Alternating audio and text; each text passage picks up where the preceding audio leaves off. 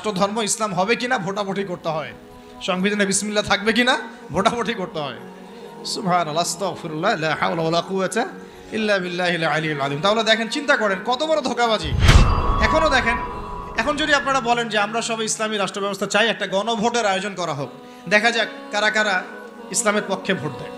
ঠিক আছে, দেখবেন যদি 80% মানুষও ভোট দেয় যে হ্যাঁ আমরা ইসলামের পক্ষে আছি, আমরা ইসলামী শাসন ব্যবস্থা চাই, আমরা চাই দেশের মধ্যে আল্লাহর বিধান বাস্তবায়িত হোক, ওই যে 20% মানুষ যারা চায় না, ওদের মতটাই প্রাধান্য পাবে এই সিস্টেমের মধ্যে।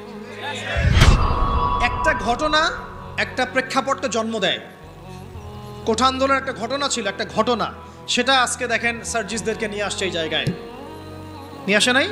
একটা ঘটনা একটা নেতৃত্বের জন্ম দেয়, একটা রেভলিউশনের জন্ম দেয়। শাপলা চত্বর ছিল একটা ঘটনা যেটা পারত বাংলাদেশে রাষ্ট্র ক্ষমতা ইসলামকে নিতে, কিন্তু কেন জানি আমরা পারি নাই। হয়তোবা আল্লাহ পাক আরও ভালো কোনো পদ্ধতি আমাদের জন্য রেখেছেন, হয়তোবা। তবে কোনো কোনো ঘটনা আমাদের সামনে আল্লাহ পাক ঘটান যেগুলোর মধ্য দিয়ে একটা রেভলিউশন হয়ে যেতে পারে। যদি এই ভাইদেরকে নির্মমভাবে তারা এভাবে গুলি না করতো, তাহলে তারাও কিন্তু এভাবে সহিংস হতো না, আজকে এরাও কিন্তু দেশ থেকে পালাতো না, তাই না? বিষয়টা আমরা কি কেউ কল্পনাও করেছিলাম যে এভাবে 2 মাসের মধ্যে এমনটা হতে পারে? কখনো কল্পনা করা হয়নি। বরং মানুষ তো বলছিল যে এরা কখনো যাবে, এমন তো মনেই হচ্ছে না। 1 মাসের মধ্যে আল্লাহ পাক করে দেখালেন। তাই ইনশাআল্লাহ সামনেও যদি এমন কোনো ঘটনা ঘটে, যেই ঘটনা ইসলামপন্থীদের একটা ঐক্যের জন্ম দেয়, একটা লিডারশিপ নিয়ে আসে, একটা জামায়া নিয়ে আসে, একটা ইমারা নিয়ে আসে, আমরা তখন আপনাদেরকে আমাদের পাশে চাই। কথা হবে একটাই, যে জমিন আল্লাহর, বিধান চলবে। এই জমিন কার? এই জমিন আল্লাহর। আমি আল্লাহর বান্দা, আমি আল্লাহর দিন পালন করি, আমি আল্লাহর রাসূল মুহাম্মদ সাল্লাল্লাহু আলাইহি ওয়াসাল্লামকে অনুসরণ করি। এই জমিনে মুসলিমদের মধ্যে শরিয়া চলবে, বিধান চলবে কার? আল্লাহর। এক সোজা কথা। আর যাদের এটাতে অ্যালার্জি হয় তারা কোথায়? জাহান্নামে গিয়ে মরে মরুক, এইটা নিয়ে আমাদের কোনো আফসোস নাই, আপত্তি নেই। বিপ্লব বা অভ্যুত্থান কখনো কনফ্লিক্ট ছাড়া হয় না। এর প্রমাণটা আমাদের ছাত্র ভাইরাই দেখাই দিয়েছে। একটা আদর্শকে যদি আপনি রাষ্ট্র পর্যায় পর্যন্ত নিতে চান, সবসময় শুধু দাওয়াতের মেহনত দিয়ে যথেষ্ট হবে না, অনেক সময় প্রতিবাদের ভাষারও প্রয়োজন আছে। এবং প্রতিবাদের ভাষায় কথা বললে যে কাজ হয়, এটা তো জুলাই মাসে এর প্রমাণ বহন করছে না? এখন যারা জুলুম করেছে ছাত্র ভাইদের উপরে, এবং ছাত্র ভাইরা যখন এটাকে প্রতিবাদ করেছে, তার একটা দাবি নিয়ে যখন, 1 দফা দাবি নিয়ে যখন রাস্তায় নেমেছে, তখন আমরা কি ছাত্র ভাইদেরকে বলেছিলাম যে ছাত্র ভাইরা জঙ্গি? বুকে হাত দিয়ে বলেন তো, কেউ কি বলেছে এই ছাত্র ভাইরা সন্ত্রাসী, এই ছাত্র ভাইরা উগ্র? বলেছে কেউ? কেউ যদি বলে থাকেও, এই কথাটা কি সঠিক হবে না ভুল? এই কথাটা কি ইনসাফ হবে না জুলুম? বরং এই ছাত্র ভাইরা ছিল মাজলুম, তাদেরকে নির্বিচারে গুলি করে হত্যা করা হয়েছে। এর পরবর্তীতে তারা এই পদক্ষেপ নিয়ে রাস্তায় নেমেছে। প্রথমে তো তারা নামে নাই, নেমেছিল না। তো এখন একটা বিষয় খেয়াল করে দেখেন, গণতান্ত্রিক পদ্ধতিতে এইরকম কনফ্লিক্টগুলোকে কিন্তু আমরা জঙ্গিবাদ, সন্ত্রাসবাদ এগুলো বলি না, বলি? এই গণতান্ত্রিক পদ্ধতিতে এই ধরনের কনফ্লিক্টগুলোকে, এই যে কনফ্লিক্ট বুঝেন কি না? কনফ্লিক্ট মানে এই যে সংঘর্ষগুলা, এইগুলোকে কিন্তু আমরা জঙ্গিবাদ, সন্ত্রাসবাদ, মৌলবাদ বলছি না। কিন্তু এই ছাত্র ভাইদের জায়গায় যদি রাস্তায় আমি, আপনি, ওলামায়ে কেরাম থাকতাম, তাহলে আমাদেরকে তারা বলতো এরা মৌলবাদী, জঙ্গি এবং সন্ত্রাসী। আমরা প্রথমে আগে আলোচনা করি যে, খুব সংক্ষিপ্ত করে আর কি, ইসলামী রাষ্ট্র ব্যবস্থা এটা বলতে আগে কি বোঝায়। ঠিক আছে, একটা করে পয়েন্ট খুব অল্প করে বলবো, মনোযোগ ধরে রাখতে হবে। 1 নাম্বার কথা হচ্ছে, আমাদেরকে আগে বুঝতে হবে ইসলামী রাষ্ট্র কি আর অন ইসলামিক রাষ্ট্র কি। ঠিক আছে, উত্তর অল্প করে বুঝি। ইসলামী রাষ্ট্র বলতে এটা বোঝায় না যে একটা রাষ্ট্রের বেশিরভাগ মানুষ মুসলিম, এটাই ইসলামী রাষ্ট্রের সংজ্ঞা নয়। কথাগুলো বোঝার চেষ্টা করেন। আপনারা এখন এগুলো ফোনে নোট করতে পারেন, ফোনের মধ্যে নোট করতে পারেন, ছবি তুলবেন না, ফোনে নোট করতে পারেন। ইসলামী রাষ্ট্র কাকে বলে? যেই রাষ্ট্রের শাসন ব্যবস্থা শুধুমাত্র আল্লাহ এবং তার রাসূলের বিধান অনুযায়ী পরিচালিত হয়, তাকে বলা হয় ইসলামী রাষ্ট্র। কি বললাম বলেন? ইসলামী রাষ্ট্র কাকে বলে? যেই রাষ্ট্রের শাসন ব্যবস্থা, মানে শাসন ব্যবস্থা বলতে রাজনীতি, অর্থনীতি, সমাজনীতি, শিক্ষানীতি, সংস্কৃতি এবং বাকি যত ক্ষেত্র আছে, প্রতিটা ক্ষেত্র যখন আল্লাহ এবং তার রাসূলের বিধান মাফিক পরিচালিত হবে, তখন তাকে বলা হবে ইসলামী রাষ্ট্র ব্যবস্থা বা ইসলামী হুকুমত বা ইসলামী শাসন ব্যবস্থা। যদি একটা রাষ্ট্রের মধ্যে বেশিরভাগ মানুষ মুসলমান হয়, যেমন আমাদের রাষ্ট্র, বেশিরভাগ মানুষ কি মুসলিম না মুসলিম, কিন্তু সেই রাষ্ট্রে আল্লাহ পাকের বিধান বাস্তবায়িত না হয়, তাহলে আমরা সেটাকে ইসলামী রাষ্ট্র বলতে পারি না, সেটাকে আমরা বলতে পারি মুসলিম প্রধান দেশ। কি বলতে পারি? যেমন বাংলাদেশ একটা মুসলিম প্রধান দেশ, এটা ইসলামী রাষ্ট্র ব্যবস্থার দিকে এখনো যায়নি। আবার কোন একটা রাষ্ট্র যেখানে মুসলিমরা সংখ্যাগরিষ্ঠ নয়, তারপরেও সেই রাষ্ট্রের মধ্যে আল্লাহর বিধান বাস্তবায়িত আছে, সেটা বলবো আমরা ইসলামী রাষ্ট্র। বুঝতে পারছি কথা? যেমন হচ্ছে মদিনা রাষ্ট্র। কোন রাষ্ট্র? নবী সাল্লাল্লাহু আলাইহি ওয়াসাল্লামের সেই মদিনা রাষ্ট্র। সেই মদিনা রাষ্ট্রে মুসলিমরা ছিলেন, আনসার সাহাবীরা ছিলেন, মুহাজির সাহাবীরা ছিলেন। আনসার সাহাবীদের দুইটা গোত্র ছিল, আওস এবং খাজরাজ। অনেকে জানেন, অনেকে হয়তো জানেন না, জেনে নেন। আনসার সাহাবীদের দুইটা গোত্র ছিল, একটা আওস এবং একটা খাজরাজ। তাদেরকে বলা হতো আনসার সাহাবী, যারা মক্কার হিজরতকারী সাহাবীদেরকে আশ্রয় দিয়েছিলেন, তাদেরকে কি বলা হয়? আনসার সাহাবী। আর মুহাজির সাহাবী কারা? যারা মক্কা থেকে হিজরত করে মদিনায় গিয়েছেন। তো আনসার এবং মুহাজিরদেরকে নিয়ে নবী সাল্লাল্লাহু আলাইহি ওয়াসাল্লাম একটা ভ্রাতৃত্বের বন্ধন, ঐক্যের বন্ধন গড়েছেন। এছাড়াও মদিনায় কিন্তু আরও অনেক মানুষ থাকতো, বনু কোরাইজা, বনু কাইনুকা, বনু নাজির, আবার পৌত্তলিকরাও থাকতো সেখানে। কিছু খ্রিস্টানও ছিল, কিছু মূর্তি পূজারীও সেখানে থাকতো, বা আরও কিছু বিধর্মী মানুষও সেখানে থাকতো। মুসলিমরা কিন্তু সংখ্যাগরিষ্ঠ ছিল না, মুসলিমরা সংখ্যাগরিষ্ঠ কিন্তু ছিল না। হবে হয়তো 50-50 পার্সেন্টেজ, হবে তো 50% তাদের, 50% আমাদের, অথবা তাদের 40% আমাদের 60%, অথবা আমাদের 60% ওদের 40%। কিন্তু এমন ছিল না যে আমাদের দেশের মতো 90% মুসলিম, এমন ছিল না মদিনার অবস্থা, এমন ছিল না মদিনার অবস্থা। আমি কি বুঝাতে পারছি ভাই? মদিনার হালতটা কিন্তু আমাদের দেশের মতো এরকম ছিল না যে 90% মুসলিম মদিনায়, বাকি সব অমুসলিম, এমন না। বরং হয়তো 50-50 বা 60-40 বা 40-60। তারপরেও মদিনা রাষ্ট্রে যেহেতু আল্লাহ এবং তার রাসূলের বিধান দ্বারা সেই রাষ্ট্র পরিচালিত হয়েছে, এই জন্য আমরা মদিনা রাষ্ট্রকে বলি একটা প্রথম ইসলামিক রাষ্ট্র। মদিনা রাষ্ট্র কি ইসলামিক রাষ্ট্র ছিল, নাকি গণতান্ত্রিক সেকুলার বা আমাদের মতো এই মানবরচিত সংবিধানে চলেছে? কোনটা? বুঝে কথা বলেন। মদিনা রাষ্ট্র কি আল্লাহ এবং তার রাসূলের বিধান অনুযায়ী চলেছে? চলে নাই? নাকি গণতন্ত্র দিয়ে চলেছে, ধর্মনিরপেক্ষতা দিয়ে চলেছে, নাকি কমিউনিজম দিয়ে চলেছে, জাতীয়তাবাদ দিয়ে চলেছে, নাকি মানব রচিত সংবিধান দিয়ে চলেছে? কোনটা? এতটুকু তো জ্ঞান আমাদের থাকা উচিত। মদিনা রাষ্ট্র চলেছে আল্লাহ এবং তার রাসূলের বিধান মোতাবেক, যদিও সেখানে আমরা সংখ্যাগরিষ্ঠ নই, তারপরেও বিধান চলেছে কার? আল্লাহ। এই কারণে মদিনা হচ্ছে একটা ইসলামী রাষ্ট্র। কিন্তু পক্ষান্তরে বাংলাদেশের দিকে যদি আমরা তাকাই, এখানে যদিও আমরা 90% মুসলিম, কিন্তু এই দেশটা শাসিত হচ্ছে সেই 70-80-100 বছর থেকে মানব রচিত সংবিধান দিয়ে। এখানে আল্লাহর বিধান বাস্তবায়িত হচ্ছে না, আল্লাহর হুদুদ, আল্লাহর কিসাস, এগুলো বাস্তবায়িত হচ্ছে না, শরিয়া আইন বাস্তবায়িত হচ্ছে না। পক্ষান্তরে তথাকথিত গণতন্ত্র, ধর্মনিরপেক্ষতাবাদ, কমিউনিজম, জাতীয়তাবাদ, এইসব মতবাদগুলো, পশ্চিমা মতবাদগুলো দিয়ে এই দেশ শাসিত হচ্ছে।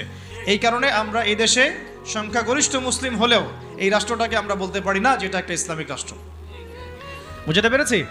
আচ্ছা, তাহলে পার্থক্য বুঝলাম, সংজ্ঞাও জানলাম। ইসলামী রাষ্ট্র কাকে বলে? বলেন এখন। যেই রাষ্ট্র আল্লাহ এবং তার রাসূলের বিধান দ্বারা পরিচালিত হয় তাকে বলা হয় ইসলামী রাষ্ট্র। তাহলে আপনারা নিজেরাই বুঝতে পারবেন যে আমরা আসলে কোন জায়গায় আছি। আমরা কি আদৌ ইসলামী রাষ্ট্রে আছি? আমরা মুসলিম প্রধান দেশে বাস করি, আমরা মুসলিম প্রধান দেশে বাস করি। এখন একটা হাস্যকর কথা শুনেন। হাস্যকর কথা হচ্ছে, ধরেন যে আমার একটা বাড়ি আছে, তো এই বাড়িতে আপনাদের সবারই তো বাড়ি ঘর আছে, তো যার যার বাড়ি সেখানে তার হুকুম চলে না, নাকি আপনার বাড়ি আমার হুকুম চলে? কোনটা? বাড়ি যার হুকুম তার চলে না? আচ্ছা, এখন ধরেন যে আমরা 10 ভাই একটা এলাকার মধ্যে আছি।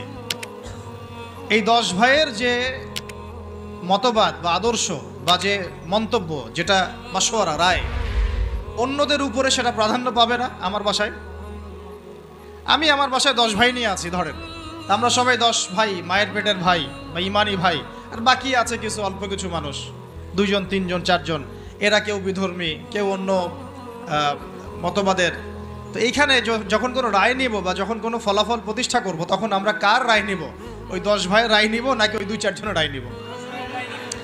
স্বাভাবিকভাবে ওই 10 ভাইয়ের রায় প্রাধান্য পাবে, যেহেতু আমি এখানে সংখ্যাগরিষ্ঠ, তাই তো? এবং আমরা আল্লাহর এবং তার রাসূলের বিধান অনুযায়ী চলছি, তাই আমাদের কাছে তো উৎসটাও অভ্রান্ত সত্যের উৎস, এখানে তো বাতিলের কোনো সংমিশ্রণ নাই। তো এখন বাংলাদেশে 90% মুসলিম থাকার পরেও, 90% মুসলিম থাকার পরেও বাংলাদেশের রাষ্ট্র ব্যবস্থায় কোরআনের বিধান বাস্তবায়িত হয় নাই। বাংলাদেশের রাষ্ট্র ব্যবস্থায় আল্লাহর শরিয়া আইন বাস্তবায়িত হয় নাই। বাংলাদেশের শিক্ষা ব্যবস্থায় ইসলামী শিক্ষাকে বাধ্যতামূলক করা হয় নাই। বাংলাদেশের সংস্কৃতির মধ্যে ইসলামী সংস্কৃতিকে বাধ্যতামূলক করা হয় নাই। বাংলাদেশের অর্থনীতির মধ্যে সুদবিহীন ইসলামী অর্থনীতি বাস্তবায়িত করা হয় নাই। বাংলাদেশের রাজনীতির মধ্যে ইসলামী কোরআন এবং সুন্নাহ ভিত্তিক ইসলামিক যে রাজনীতি, নবী সাল্লাল্লাহু আলাইহি ওয়াসাল্লামের যে রাজনীতি, এটাকে বাধ্যতামূলক করা হয় নাই। ব্যাপারটা হাস্যকর না? আমার ঘর, আমার জমিন, আমার দেশ, আমার মাটি, আমরাই সংখ্যাগরিষ্ঠ, আর আমাদের ধর্মেই এখানে উপেক্ষিত। কি বুঝতে পারছেন না? ঘর আমার, বাড়ি আমার, এলাকা আমার, আমরা মুসলিম, সংখ্যাগরিষ্ঠ আমরা, তারপরেও আমাদের দেশে আল্লাহ এবং তার রাসূলের আইন বাস্তবায়িত হয় নাই।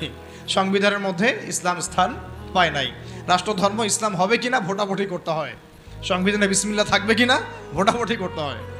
সুবহানাল্লাহ, আস্তাগফিরুল্লাহ, লা হাওলা ওয়ালা কুওয়াতা ইল্লা বিল্লাহিল আলিয়্যিল আযীম। তাহলে দেখেন, চিন্তা করেন কত বড় ধোঁকাবাজি, কত বড় প্রতারণা আমাদের সাথে।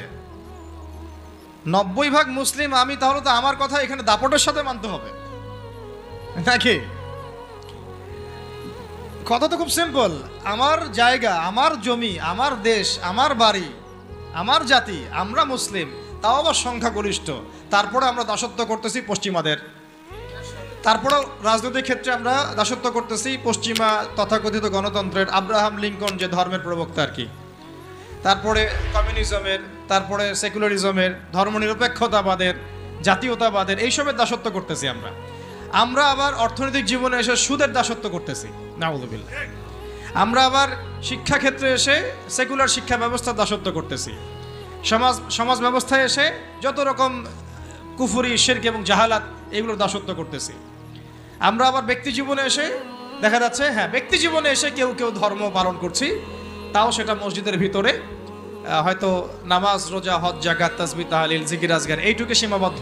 কিন্তু ইসলামকে যখন আমরা বলছি ইসলাম শিক্ষায় থাকবে, সমাজে থাকবে, সংস্কৃতিতে থাকবে, অর্থনীতিতে থাকবে, রাজনীতিতে থাকবে, তখন তারা আমাদেরকেই আবার বলছে আমরাই জঙ্গি, সন্ত্রাসী, মৌলবাদী। তাহলে কত বড় প্রতারণা আমাদের সাথে করা হচ্ছে বা হয়েছে, এটা কি বুঝতে পারছেন কিনা? সবাই বুঝবেন এই কথাগুলো, আমি জানি। যাদের বোঝার তারা বুঝেন, তারা বুঝলেই হবে আর কি। কারণ বাংলাদেশে ইসলামী শাসন ব্যবস্থা গরু ছাগল দিয়ে হবে না। বুঝাতে পারছে কিনা? এটা মানে খুব উঁচু লেভেলের একটা ইবাদত। এই কারণে দেখা যাবে এটা প্রতিষ্ঠিত করার জন্য খুব বুদ্ধিদীপ্ত প্রজন্ম লাগবে আর কি। হ্যাঁ, বুদ্ধিদীপ্ত একটা তরুণ প্রজন্ম লাগবে, এবং ওলামায়ে কেরামের সোহবত, দুটো একসাথে যখন হবে ইনশাল্লাহ হয়ে যাবে। তাহলে ইসলামের রাষ্ট্র ব্যবস্থা কাকে বলে এটা বুঝলেন, এবং আমাদের সাথে কি ধোঁকাবাজি হয়েছে এটা বুঝলেন। এখনও দেখেন, এখন যদি আপনারা বলেন যে আমরা সবাই ইসলামী রাষ্ট্র ব্যবস্থা চাই, একটা গণভোটের আয়োজন করা হোক, দেখা যাক কারা কারা ইসলামের পক্ষে ভোট দেয়। ঠিক আছে, দেখবেন যদি 80% মানুষও ভোট দেয় যে হ্যাঁ আমরা ইসলামের পক্ষে আছি, আমরা ইসলামী শাসন ব্যবস্থা চাই, আমরা চাই দেশের মধ্যে আল্লাহর বিধান বাস্তবায়িত হোক, ওই যে 20% মানুষ যারা চায় না, ওদের মতটাই প্রাধান্য পাবে এই সিস্টেমের মধ্যে। তাহলে আমাদের মতকে প্রাধান্য দিবে না। আর যদিও কেউ দিতে চায়, তখন দেখা যাবে ভারত, পশ্চিমা শক্তি, এগুলো আমাদের উপর আক্রমণ করে বসবে। তো এই যে একটা ধোঁকাবাজি, এই যে একটা প্রতারণা আমাদের সামনে চলছে, এইখান থেকে জাতিকে বের করতে হবে। কথা হবে একটাই, যে জমিন আল্লাহর, বিধান চলবে। এই জমিন কার? এই জমিন আল্লাহর। আমি আল্লাহর বান্দা, আমি আল্লাহর দিন পালন করি, আমি আল্লাহর রাসূল মুহাম্মদ সাল্লাল্লাহু আলাইহি ওয়াসাল্লামকে অনুসরণ করি। এই জমিনে মুসলিমদের মধ্যে শরিয়া চলবে, বিধান চলবে কার? আল্লাহর। এক সোজা কথা। আর যাদের এটাতে অ্যালার্জি হয়, তারা কোথায়? জাহান্নামে গিয়ে মরে মরুক। এইটা নিয়ে আমাদের কোনো আফসোস নাই, আপত্তি নেই। হ্যাঁ, তারা যদি ভালোই ভালোই মেনে নেয় তো আলহামদুলিল্লাহ, না মানলে আমরা দাওয়াতের কাজ তো করতে থাকবোই। আর যদি তারা আমাদের উপর জুলুম করতে আসে, আমরাও প্রতিবাদের ভাষা বেছে নেব ইনশাআল্লাহ। কারণ বিপ্লব বা অভ্যুত্থান কখনো কনফ্লিক্ট ছাড়া হয় না। এর প্রমাণটা আমাদের ছাত্র ভাইরাই দেখাই দিয়েছে। একটা আদর্শকে যদি আপনি রাষ্ট্র পর্যায় পর্যন্ত নিতে চান, সবসময় শুধু দাওয়াতের মেহনত দিয়ে যথেষ্ট হবে না, অনেক সময় প্রতিবাদের ভাষারও প্রয়োজন আছে। এবং প্রতিবাদের ভাষায় কথা বললে যে কাজ হয়, এটা তো জুলাই মাসে এর প্রমাণ বহন করছে না? এখন যারা জুলুম করেছে ছাত্র ভাইদের উপরে, এবং ছাত্র ভাইরা যখন এটাকে প্রতিবাদ করেছে, তার একটা দাবি নিয়ে যখন এক দফা দাবি নিয়ে যখন রাস্তায় নেমেছে, তখন আমরা কি ছাত্র ভাইদেরকে বলেছিলাম যে ছাত্র ভাইরা জঙ্গি?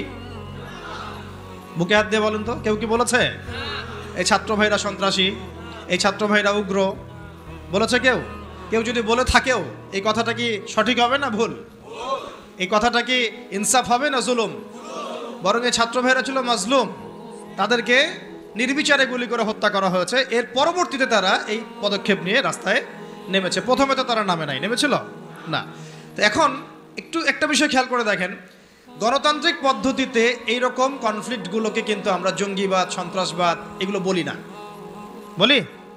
এই গণতান্ত্রিক পদ্ধতিতে এই ধরনের কনফ্লিক্টগুলোকে, এই যে কনফ্লিক্ট বুঝেন কি না, কনফ্লিক্ট মানে এই যে সংঘর্ষগুলা, এইগুলোকে কিন্তু আমরা জঙ্গিবাদ, সন্ত্রাসবাদ, মৌলবাদ বলছি না। কিন্তু এই ছাত্র ভাইদের জায়গায় যদি রাস্তায় আমি, আপনি, ওলামায়ে কেরাম থাকতাম, তাহলে আমাদেরকে তারা বলতো এরা মৌলবাদী, জঙ্গি এবং সন্ত্রাসী।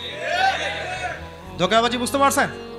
ঠিক এই ঘটনাটাই ঘটেছিল শাপলা চত্বরে। এরকমই ঘটনা। ওই সময় তো ছাত্র ভাইরা আমাদের সাথে ভেবে ছিলেন না, ছিল শুধু ওলামায়ে কেরাম এবং তোল্লাব যারা, তারা ছিলেন। কথা হচ্ছে তখন কিন্তু আমাদেরকে জাতির সামনে এবং পুরো বিশ্ব মিডিয়া উপস্থাপন করা হলো যে এরা উগ্র, এরা জঙ্গিবাদী, এরা সন্ত্রাসী, তাই না? বহুজনের ঘাড়ে 10টা-20টা করে মামলা ঝুলা দেওয়া হলো, কত ভাইকে শাপলা চত্বরে নির্মমভাবে গুলি করে হত্যা করা হলো। তো এই যে বিষয়গুলো, ইসলামকে কিভাবে তারা সমাজ থেকে সংকীর্ণ করে, এটা আপনাদেরকে বুঝতে হবে। যখন ইসলামের প্রশ্ন আসে, তখন তারা আমাদের উপর এমন জুলুমের স্টিম রোলার চালায় যেটা আবু জেহেলও করে নাই। কিন্তু গণতান্ত্রিক পদ্ধতিতে যখন তারা কোনো কনফ্লিক্টে যায়, তখন তারা কিন্তু এটাকে জঙ্গিবাদ, সন্ত্রাসবাদ বলছে না, বরং আমরা বলছি ছাত্র ভাইরা সাহসিকতার পরিচয় দিয়েছেন এবং তারা ছিলেন এখানে সবচেয়ে হকপন্থী। তারা হকপন্থী ছিলেন না বিপরীত পক্ষ হকপন্থী ছিল? তো এখন হকের তো বিজয় হলো, এটাও তো দেখলাম। আর বিজয়ের সময় কি তারা শুধু দাওয়াত দিয়েছে? যখন তাদেরকে মেরেছে, তারা কি বলেছে ভাই আর মারিয়েন না, আল্লাহর রাস্তায় আর মারিয়েন না? নাকি তারাও দুই একটা লাঠি সোটা নিয়ে প্রতিবাদ করেছে? কোনটা? আর এই প্রতিবাদটাই যদি আবু আদনান করতে যাইতো তাহলে সমস্যা ছিল। এই প্রতিবাদটাই যদি আমাদের ওলামায়ে কেরাম করতেন তাহলে সমস্যা ছিল। এই প্রতিবাদগুলো যদি আমরা বেশি না, ওই যে কুরবানির জবাই করা ছুরিগুলো নিয়ে বের হইতাম, তাহলে অবস্থা খারাপ ছিল।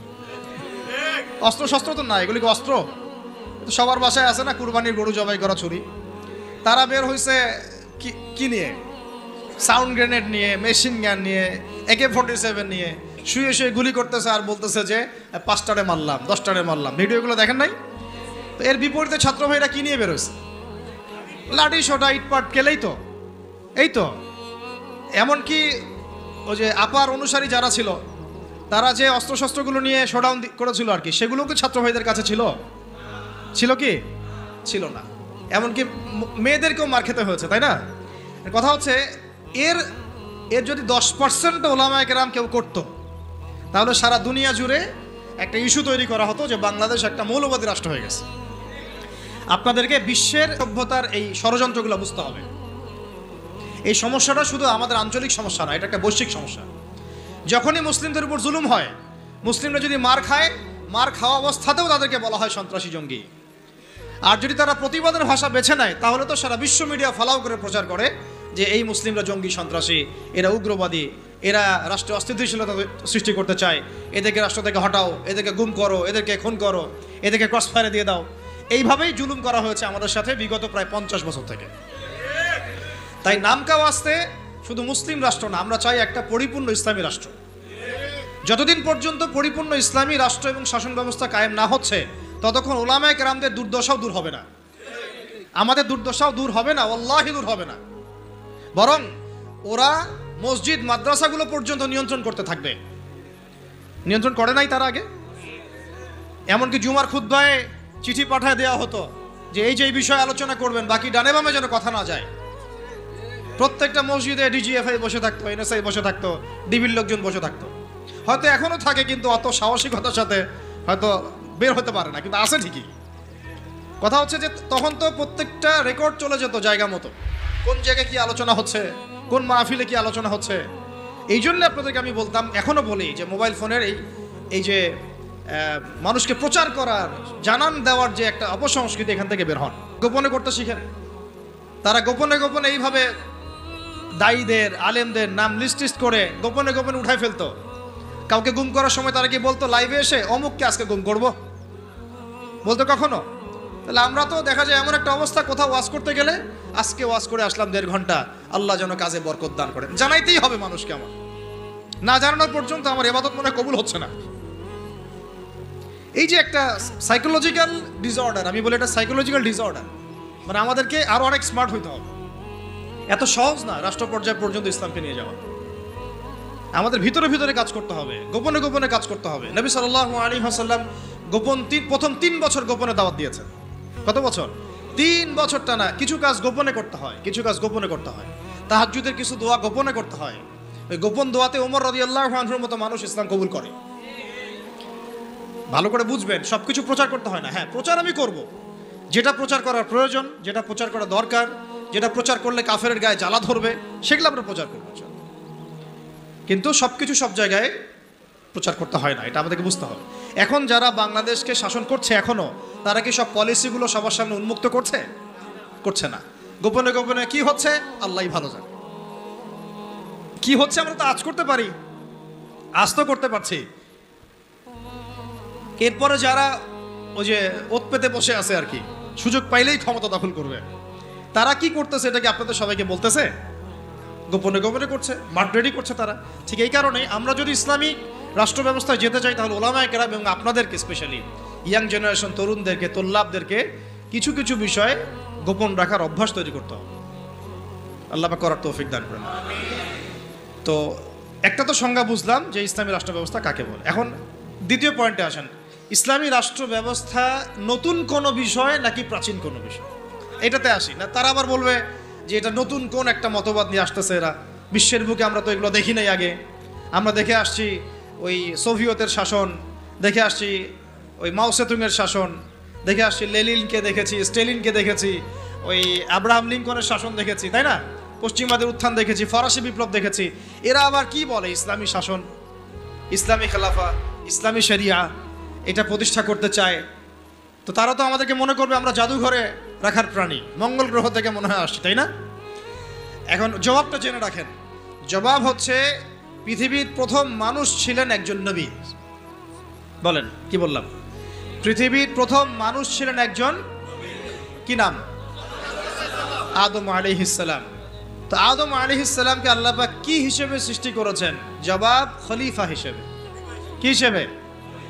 ওয়াইজ ক্বালা রাব্বুকা লিল মালায়েকা ইন্নী জাইলুন ফিল আরদি খলিফা। স্মরণ করুন হে নবী সেই সময়ের কথা যখন আমি ফেরেশতাদেরকে বলেছিলাম যে আমি পৃথিবীতে আমার খলিফা পাঠাতে চাই। আমরা দুনিয়াতে কার খলিফা? খলিফা মানে কি সেটাও আমাদের জানা উচিত। ঘুম পাচ্ছে? ঘুম পাচ্ছে কি? একটু জেগে থাকেন। এরকম বহু রাতের পর রাত না ঘুমায় কাটাতে হবে, তারপরে দিন কায়েম হবে। এমন আমার তো মনে হয় বিগত 3-4 বছরে আমরা 4 মাসও টানা রাত্রেবেলা মনে হয় শান্তিতে ঘুমাই নাই এখন পর্যন্ত। ঠিক আছে, ঘুম কমাতে হবে, পরিশ্রম বাড়াতে হবে, মেহনত বাড়াতে হবে, খাওয়া কমাতে হবে। এরকম ভুঁড়ি বাড়ানো যাবে না। শরীর চর্চা করতে হবে, কসরত করতে হবে। ঠিক আছে, শক্তিশালী হতে হবে মানসিকভাবে, শারীরিকভাবে, ইমানের দিক থেকে, আমলের দিক থেকে। এত দুর্বল হলে চলবে না। বুঝতে পারছি ভাই? সাহাবীদের জীবনীগুলো পড়েন, নবী সাল্লাল্লাহু আলাইহি ওয়াসাল্লাম সিরাতটা পড়েন, দেখেন কিভাবে তারা কষ্ট করেছেন দিনের জন্য, কি পরিমাণ কষ্ট করেছেন। এটা নিয়ে ইনশাআল্লাহ আরেকদিন আলোচনা করব।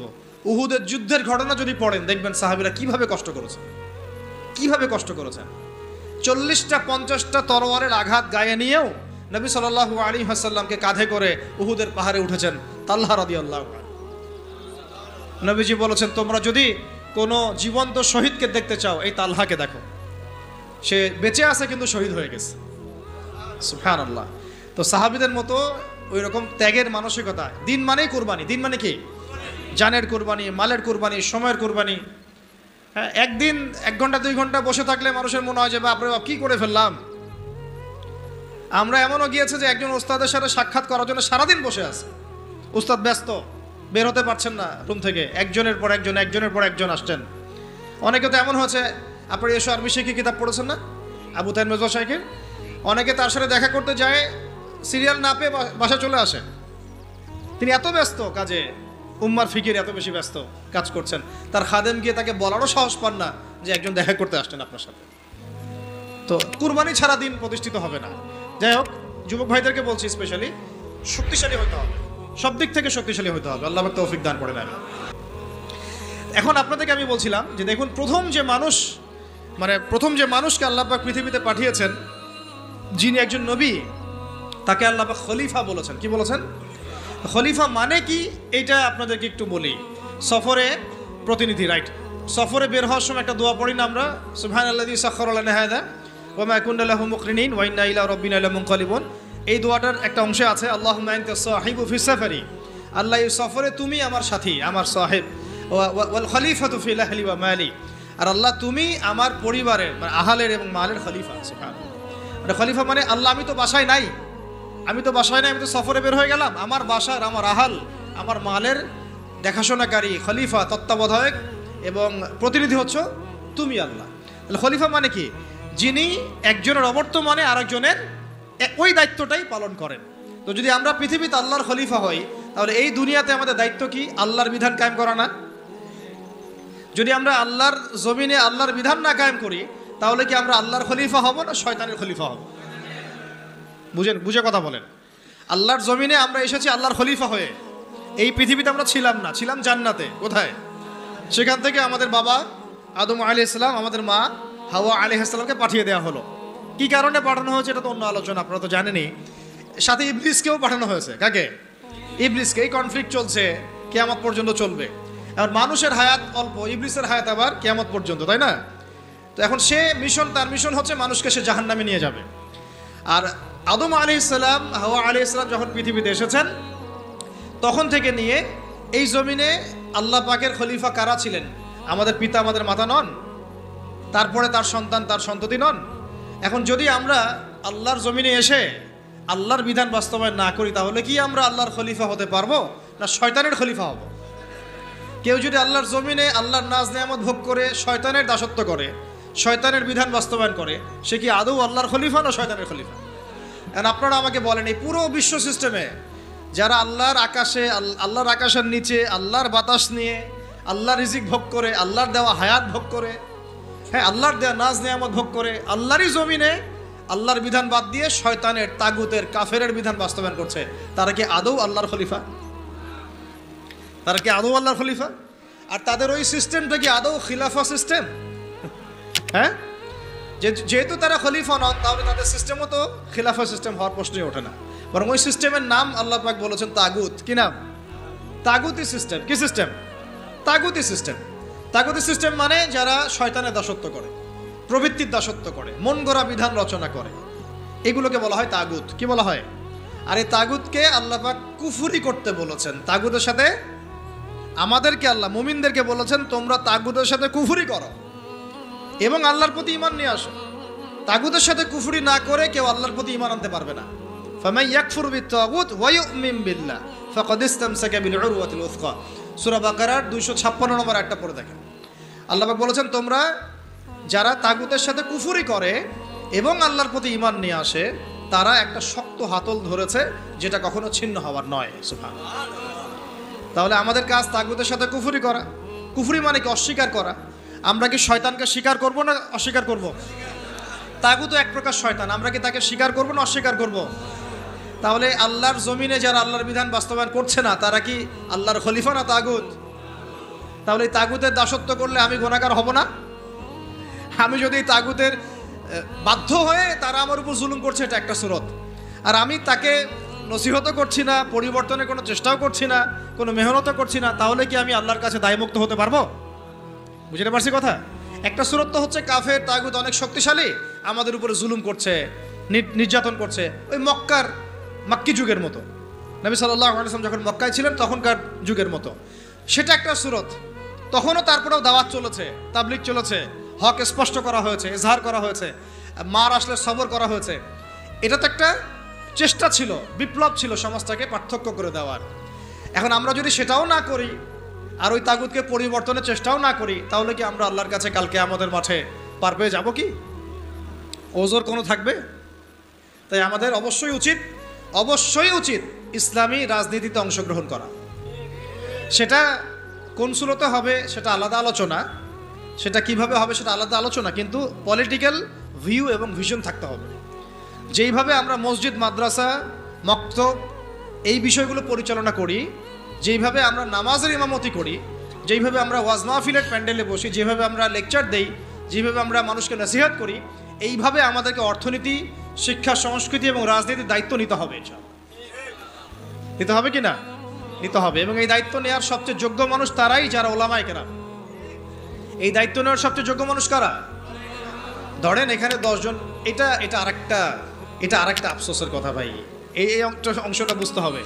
এখানে ধরেন 10 জন ভাই বসে আছেন, কেউ আলেম নন, জেনারেল লাইনের ছাত্র, তালেবে ইলম নন, আমরা তালেবে ইলম বলতে যা বুঝাই সেটাও নন।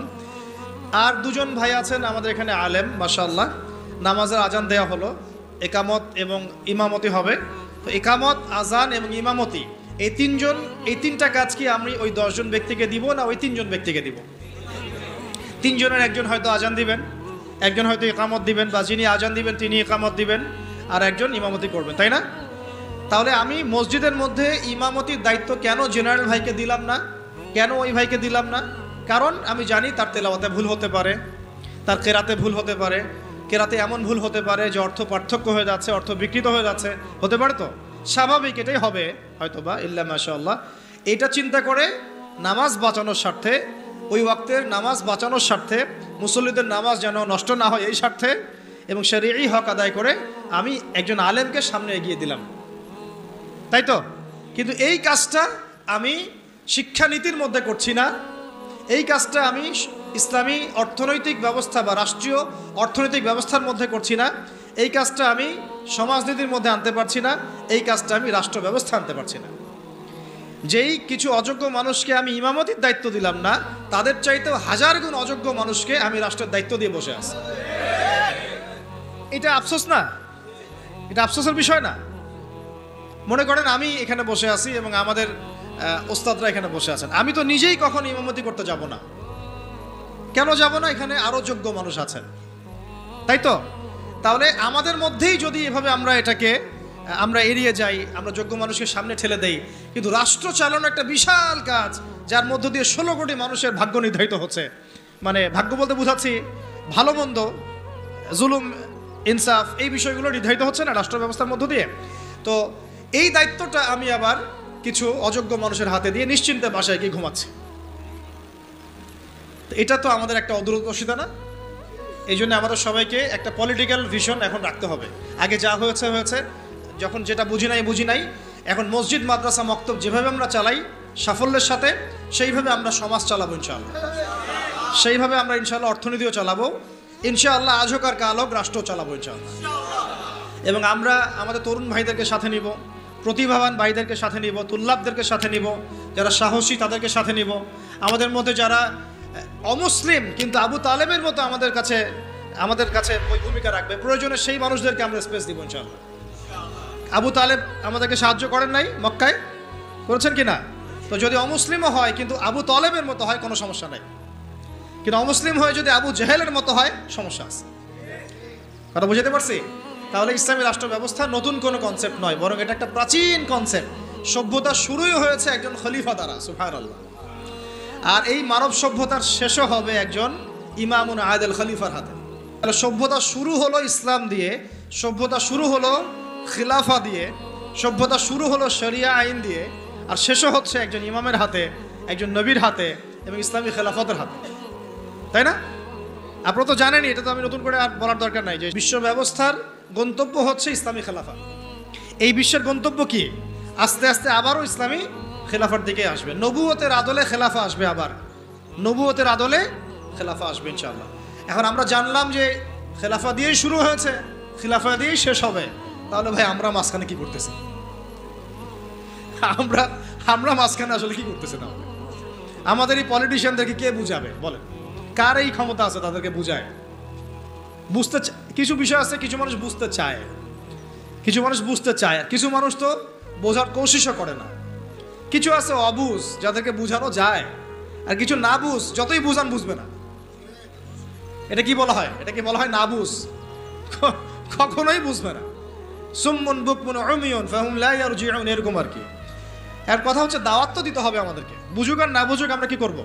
দাওয়াত দিব। নবী সাল্লাল্লাহু আলাইহি ওয়াসাল্লাম আবু জেহেল আবু লাহাবদেরকে দাওয়াত দিয়েছেন না? উতবা সাইবাদেরকে দাওয়াত দিয়েছেন না? তারা কেউ মেনেছে, কেউ মানে নাই। ওমর রাদিয়াল্লাহু আনহু দাওয়াত কবুল করেছেন, হামজা রাদিয়াল্লাহু আনহু দাওয়াত কবুল করেছেন, খালিদ বিন ওয়ালিদ দাওয়াত কবুল করেছেন। কিন্তু দেখা গেছে আবু জেহেল, আবু লাহাব, উতবা সাইবা, আশনাক বিন শারিকেরা দাওয়াত কবুল করে নাই। কিন্তু আমাদের দাওয়াতটা সব মহলেই প্রচার করতে হবে। আল্লাহ পাক আমাদেরকে বোঝার তৌফিক দান করেন। শুধু পলিটিশিয়ান না, বরং প্রশাসনে যারা আছি আমরা, প্রশাসনে যারা আছেন, গোয়েন্দা সংস্থা যারা আছে, যারা আপনার বুদ্ধিজীবী বলে দাবি করেন নিজেদেরকে, যারা শিক্ষক আছেন, যারা গার্মেন্টস সেক্টরে আছেন, ছাত্র ভাইরা, আওয়ামরা, নারীরা, সবার মধ্যেই দাওয়াতটা দিতে হবে। শুধুমাত্র আমাদের দাড়ি টুপিওয়ালা মানুষদের মধ্যেই দাওয়াতটাকে সীমাবদ্ধ রাখলে কিন্তু চলবে না, কারণ তারাও সমাজের একটা বড় অংশ। তাদেরকে বাদ দিয়ে কিন্তু আমরা কাজ করতে পারছি না। আল্লাহ পাক আমাদের সব মহলে দাওয়াতের কাজ করার তৌফিক দান করেন। ধরেন আমাদের সামরিক কোনো প্রশিক্ষণ নাই, আছে? নাই। কিন্তু আমাদের আর্মি অফিসার ভাইদেরকে যদি আমরা দাওয়াত দিয়ে তাওহীদ বুঝাতে পারি, রিসালাত বুঝাতে পারি, আখিরাত জানাতে পারি, আল্লাহ পাকের শরিয়া আইন, ইসলামী রাষ্ট্রের গুরুত্ব, এই তাগুত, এই কুফর, শিরক, নেফাক, এগুলো স্পষ্ট করতে পারি, জিহাদ তো তারাই করবে ইনশাআল্লাহ, তাই না? প্রশিক্ষণ তাদের আছে, তাদের ওই যোগ্যতা আছে, তাদের সেই ম্যাচিউরিটি আছে, তাদের বিচক্ষণতা আছে, দেখবেন তারাই আমাদের চেয়ে ভালো যুদ্ধ করতে পারবে। তাহলে যদি আমরা আজ হোক আর কাল হোক, আল্লাহ জানেন ভালো, আমরা জানি না, যদি কোনো কুফার শক্তির সাথে আমাদের কখনো কনফ্লিক্ট হয়, তাহলে সামনে কারা থাকবে? তাদেরকেই তো রাখতে হবে। এই জন্য দাওয়াত তাদেরকেও দিতে হবে অবশ্যই। এই দাওয়াতটা আমাদের একটু ঘাটতি হয়ে গেছে বলে আমি মনে করি। অনেক ওলামায়ে কেরাম একমত হন যে আসলে সব মহলে দাওয়াতটা এইভাবে প্রচার হচ্ছে না। আমরা চিন্তাটা তো এমন থাকা উচিত যে গুম হয়ে গেলেও আমি ওই সেলে বসেও দাওয়াতে কাজ করব, জেলখানায় চলে গেলে ওখানেও আমি দাওয়াতে কাজ করব। এটাও সুন্নাত, এটাও তো সুন্নাহ। মানে এভাবে দাওয়াতে কাজ করলে অনেক ফলাফল হয়, ফলাফল আসে। এখন বাংলাদেশে বহু আর্মি অফিসার, মেজর, কর্নেল, র্যাবের অফিসার তওবা করে ফিরে আসতেছে, পুলিশের অফিসার তওবা করে ফিরে আসতেছে, বিজিবির ভাইরা দেখবেন অনেকে মাশাআল্লাহ কঠিন প্র্যাকটিসিং মুসলিম আছে। এই সমস্ত ভাইদের কাছে আমাদেরকে দাওয়াত দিতে হবে। কিসের দাওয়াত দিব? যে ভাই আমরা মুসলিম, দুনিয়াতে একবারই আসছি, আর দ্বিতীয়বার আসতে পারবো না। যতদিন বাঁচতেছি আল্লাহর বিধান মেনে বাঁচবো, আল্লাহর বিধান দ্বারা সমাজ এবং রাষ্ট্র গড়ার চেষ্টা করবো ইনশাআল্লাহ। এবং এটার পথ পদ্ধতি আমাদের সামনে স্পষ্ট আছে। আমাদের কাছে পশ্চিমা মতবাদ থেকে পথ পদ্ধতি নেওয়া লাগবে না। আমাদের কাছে পথ পদ্ধতি একদম স্পষ্ট, রূপরেখা আমাদের কি স্পষ্ট আছে। আমাদের গোপন কোনো এজেন্ডা নাই, আমাদের এজেন্ডা একদম স্পষ্ট। আমাদের সামনে নবী সাল্লাল্লাহু আলাইহি ওয়াসাল্লামের উসওয়াতুল হাসানা আছে এবং তার সিরাত মোবারক আমাদের সামনে আছে। ওইটা ধরে ধরে আমরা পথ চলবো ইনশাআল্লাহ। দেখবেন ইনশাআল্লাহ তাআলা একদিন না একদিন আল্লাহ পাকের জমিন আল্লাহর দিন কায়েম হবে ইনশাআল্লাহ। আল্লাহ পাক আমাদের সবাইকে ওই কাফেলায় যেন কবুল করেন, আমিন।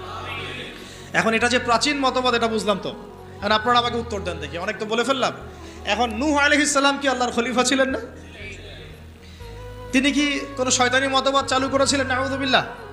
ইব্রাহিম আলাইহিস সালাম তিনি কি মানব রচিত আইন চালু করেছিলেন? নবী মূসা আলাইহিস সালাম, ঈসা ইবনে মারইয়াম, আমাদের নবী মুহাম্মদ সাল্লাল্লাহু আলাইহি ওয়াসাল্লাম, তিনি কি মানব রচিত বিধান চালু করেছিলেন নাকি আল্লাহর বিধান দ্বারা রাষ্ট্র পরিচালনা করেছেন? আর আমাদের সমাজের মানুষরা এতই পাক্কা মুসলমান, মাশাআল্লাহ, এত পাক্কা মুসলমান যে নামাজের পদ্ধতিতে সে এক চুল ছাড় দিতে চায় না। একদম 100% সুন্নাহ মাফিক নামাজ পড়তে হবে তার, সহি নামাজ। ঠিক আছে, সহিরও তো অনেক ধরন আছে, ভেরিয়েন্ট আছে আর কি। কিছু আছে আবার সহি সুরতেই জয়ীফ। ঠিক আছে, বলতেছে সহি, ওইটাই যে আবার একটা জয়ীফ ফাঁকি দেয় ওটা সে বুঝতে পারতেছে না। ওইটা আলোচনা না আমাদের। কথা হচ্ছে আমরা নামাজের ক্ষেত্রে দেখা যায় অনেক সময় খুব সতর্ক যে 100% আমি নবী সাল্লাল্লাহু আলাইহি ওয়াসাল্লামের সুন্নাহ মাফিক নামাজ পড়তে হবে। কিন্তু সেই নবী মুহাম্মদ সাল্লাল্লাহু আলাইহি ওয়াসাল্লামের সুন্নাহ মোতাবেক শিক্ষা ব্যবস্থা করা যায় না, তারপরে সংস্কৃতি সাজানো যায় না, ওই নবীর সুন্নাহ অনুযায়ী অর্থনীতি সাজানো যায় না। ওই নবীর সুন্নাহ অনুযায়ী রাষ্ট্র সাজানো যায় না, রাজনীতিও করা যায় না। তো এই যে একটা জাহালাত, দেখেন কত মুসলিম, কত পাক্কা মুসলমান আমরা।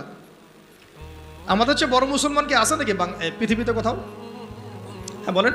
যারা ব্যক্তি জীবনে একদম চুল ছেঁড়া সুন্নতের অনুসরণ করতে চায়, নামাজে, রোজায়, হজে, জাকাতে, এমনকি যারা তাগুত, যারা কুফফারদের দাসত্ব করে, যারা ভারতের দালালি করেছে, যারা পশ্চিমাদের দাসত্ব করেছে, এরাও যদি উমরা করতে যায় আমাদের কাছেই মাসালা জিজ্ঞাসা করবে, এই মাসালাটাকে এইভাবে, ওইটাকে এইভাবে, এটা কি এমন করে, সেটা কি এমন করে, ওইখানে সে কোনো ছাড় দিতে রাজি না। বিষয়টা তাই না? কিন্তু সেই ব্যক্তি যখন আবার অফিসে বসছে, চেয়ারে, ব্যাংকের চেয়ারে বসছে, সুদ আর সুদ, সুদ আর সুদ, সুদ আর সুদ। ওই ব্যক্তি যখন সমাজের নেতা, তখন দেখবেন দুনিয়ার সব মানবরচিত বিধান দিয়ে সে সমাজ পরিচালনা করার চেষ্টা করতেছে। ওই ব্যক্তি সাংস্কৃতিক অঙ্গনে দেখেন ভারতীয় সংস্কৃতি, বিজাতীয় সংস্কৃতি, পশ্চিমা সংস্কৃতির দাসত্ব করে। ওই ব্যক্তি আবার দেখেন রাজনীতি করতে গিয়েছে, সব ওই জাতীয়তাবাদ, না হলে ওই গণতন্ত্র, না হলে ওই কি কমিউনিজম, আর ওই যে তথাকথিত একটা আছে ধর্মনিরপেক্ষতাবাদ, চার ধর্ম মিলেই এক, নাউযুবিল্লাহি মিন যালিক। তো এগুলো নিয়ে, এই মতবাদগুলো নিয়ে আরেকদিন কথা বলবো ইনশাআল্লাহ। এগুলো প্রত্যেকটা মতবাদের মধ্যেই মারাত্মক রকমের কিছু কিছু কুফর আছে এবং শিরক আছে। আর ডেমোক্রেসি বলতে তারা যেটা বুঝাচ্ছে, আর প্রকৃত ডেমোক্রেসি আসলে এমন নয়। তারা যেটা চর্চা করছে এটা হচ্ছে একটা তথাকথিত গণতন্ত্র, এটা প্রকৃত গণতন্ত্র নয়। যদি আপনি প্রকৃত গণতন্ত্রের উদাহরণ নিতে চান, যে জনগণের উপর ন্যায় বিচার করা হবে, তাদের অধিকার নিশ্চিত করা হবে, তাহলে সবচেয়ে জাজল্যমান দৃষ্টান্ত হচ্ছে মদিনা রাষ্ট্র, নবী সাল্লাল্লাহু আলাইহি ওয়াসাল্লামের মদিনা রাষ্ট্র। ওখানে কি জনগণের উপর জুলুম হয়েছে? জনগণ মত প্রকাশ করে নাই, মত প্রকাশে স্বাধীন ছিল না। এমনকি ওমর রাদিয়াল্লাহু আনহুর মতো মানুষ দাঁড়িয়ে খুতবা দিচ্ছেন, একজন মিম্বরের সামনে থেকে বলে বসলেন যে আপনার গায়ে দুইটা জামা কেন, আমাদের গায়ে একটা জামা। আপনি আগে অ্যান্সার দেন, জবাব দেন যে আপনার গায়ে দুইটা জামা কিভাবে আসলো, তারপরে খুতবা শুরু করেন, তারপরে খুতবা শুনবো। এইরকম কি আমাদের রাষ্ট্রের মধ্যে সম্ভব? গণতন্ত্র যদি বলতে চান তাহলে ওমর রাদিয়াল্লাহু আনহুর এই স্টেটমেন্ট শুনেন। তিনি বলেছিলেন যে ইরাকের ফোরাত নদীর তীরেও যদি কোনো ছাগলের বাচ্চা যদি না খেয়ে মারা যায়, আমি ওমর ভয় করি যে আল্লাহ পাক কিয়ামতের দিন আমাকে জবাবদিহি করাবে। তাহলে কোনটাকে আপনি গণতন্ত্র বলছেন, কোনটাকে ইনসাফ বলছেন? পৃথিবীর কোনো অমুসলিম পর্যন্ত অস্বীকার করতে পারবে না যে উমর রাদিয়াল্লাহু আনহুর 10 বছরের খেলাফত ছিল বিশ্বের শ্রেষ্ঠ শাসন ব্যবস্থার একটা। কেউ অস্বীকার করতে পারবে? তারপরেও সেটা আমরা মানছি, খাতা কলমে লিখছি, পরীক্ষা পাশের জন্য লিখছি, বাস্তবে কোনো ইমপ্লিমেন্ট নাই। আমাদের সাথে আল্লাহ আছেন, আমাদের সাথে রাসূলের সুন্নাহ আছে, আর আমরা তো জীবন দেওয়ার জন্যই জন্ম নিয়েছি। আমরা তো একটা শাহাদাতের জন্য সারা দিন রাত দোয়া করতে থাকি আল্লাহর কাছে। তাহলে কাকে ভয় পাচ্ছি আমরা? আর যাদের সাথে আল্লাহ থাকে তাদেরকে কোনো শক্তি কি পরাজিত করতে পারে? ওই রোমানদেরকে মুসলিমরা রাসূল সাল্লাল্লাহু আলাইহি ওয়াসাল্লামের যুগের পরে পরাজিত করে নাই? মুতার যুদ্ধে, ইয়ারমুকের যুদ্ধে ওই পারস্যের সম্প্রদায়কে খালিদ বিন ওয়ালিদ রাদিয়াল্লাহু আনহু, সাদ ইবনে আবি ওয়াক্কাস তারা পরাজিত করেন নাই? তাহলে কাদেরকে ভয় করি আমরা? এই মুশরিকদের কথা বলছেন? ওই দালালরা ছাড়া, তাদের অভ্যন্তরীণ দালালরা ছাড়া তারা আমাদের কিছুই করতে পারবে না। অভ্যন্তরীণ দালালরা ছাড়া তারা আমাদের কিছুই করতে পারবে না। আমাদের দুশ্চিন্তার জায়গা কাফেরদের না, আমাদের দুশ্চিন্তার জায়গা হচ্ছে মুনাফিকরা। আমাদের দুশ্চিন্তার জায়গা কুফাররা নয়, বরং আমাদের দুশ্চিন্তার জায়গা কোনটা? মুনাফিকরা। এই মুনাফিক মুক্ত, দালাল মুক্ত সমাজটা গড়েন, দেখবেন যে ইসলামী শরিয়া অর্ধেক কায়েম হয়ে গেছে ইনশাআল্লাহ। কিন্তু এটাও তো আমরা ব্যর্থ হলাম। এখন পর্যন্ত দেখছি যে সব জায়গায় তারা ঘুরে বেড়াচ্ছে, তাই না? সবার আগে উচিত ছিল এই কিসাসগুলো বাস্তবায়ন করা। তো কিসাস শব্দই তো মানুষ শুনে নাই, বুঝে না, জানে না। নামাজ জিজ্ঞাসা করলে নামাজ বুঝে, রোজা বললে রোজা বুঝে, সওম বললে সওম বুঝে, যাকাতও হয়তো বুঝে কিছুটা, সালাত বুঝে, তারাবি বুঝে, কিসাস বুঝে না। কিসাস মানে মুগ্ধকে যে হত্যা করেছে তাকেও হত্যা করতে হবে, নাম কিসাস। এই ভাষায় কথা বলা দরকার ছিল আমাদের। খুনের বিচার এইসব শব্দ বাদ দেন, শব্দগত বিপ্লবের দরকার, শব্দগত বিপ্লবের দরকার আছে, ভাষাগত আদর্শের বিপ্লবের দরকার আছে। ওরা একটা শব্দ বলবে, আমাদেরকে কাউন্টার শব্দ বলতে হবে। ওরা যদি বলে আমরা ধর্মান্ধ, আমাদেরকে বলতে হবে এরা হচ্ছে সেকুলার অন্ধ, এরা নাস্তিক অন্ধ, এরা বামান্ধ। ওরা যদি আমাদেরকে মৌলবাদী বলে, আমরা ওদেরকে কাউন্টার শব্দ প্রয়োগ করব। ওরা আমাদেরকে বলে কি বলে, আর কি কি শব্দ বলে বলেন? হ্যাঁ, জঙ্গি টঙ্গি বলে, আমরা বলবো এরা দালাল। এরা কি? এরা দালাল। ওরা যদি কাউকে জঙ্গি বলে আমরা বলবো সে মুজাহিদ। সে কি? মুজাহিদ। ওরা যদি বলে ইসলামী আইন সেগুলো শেখেলে আমরা বলবো ইসলাম চির আধুনিক, ইসলাম চির আধুনিক। ওরা বলেছে আমাদেরকে যে হত্যার বিচার, তো হত্যার বিচার শব্দ তো অতটা মনের মধ্যে আঘাত করে না। কিসাস শব্দ আঘাত করে। কিসাস আল্লাহর দেওয়া শব্দ। চোখের বদলে চোখ, দাঁতের বদলে দাঁত, জানের বদলে জান। এটা কি বাস্তবায়িত হয়েছে? আপনারাই বলেন তো, এই জুলাই বিপ্লবের পরেও কি হয়েছে?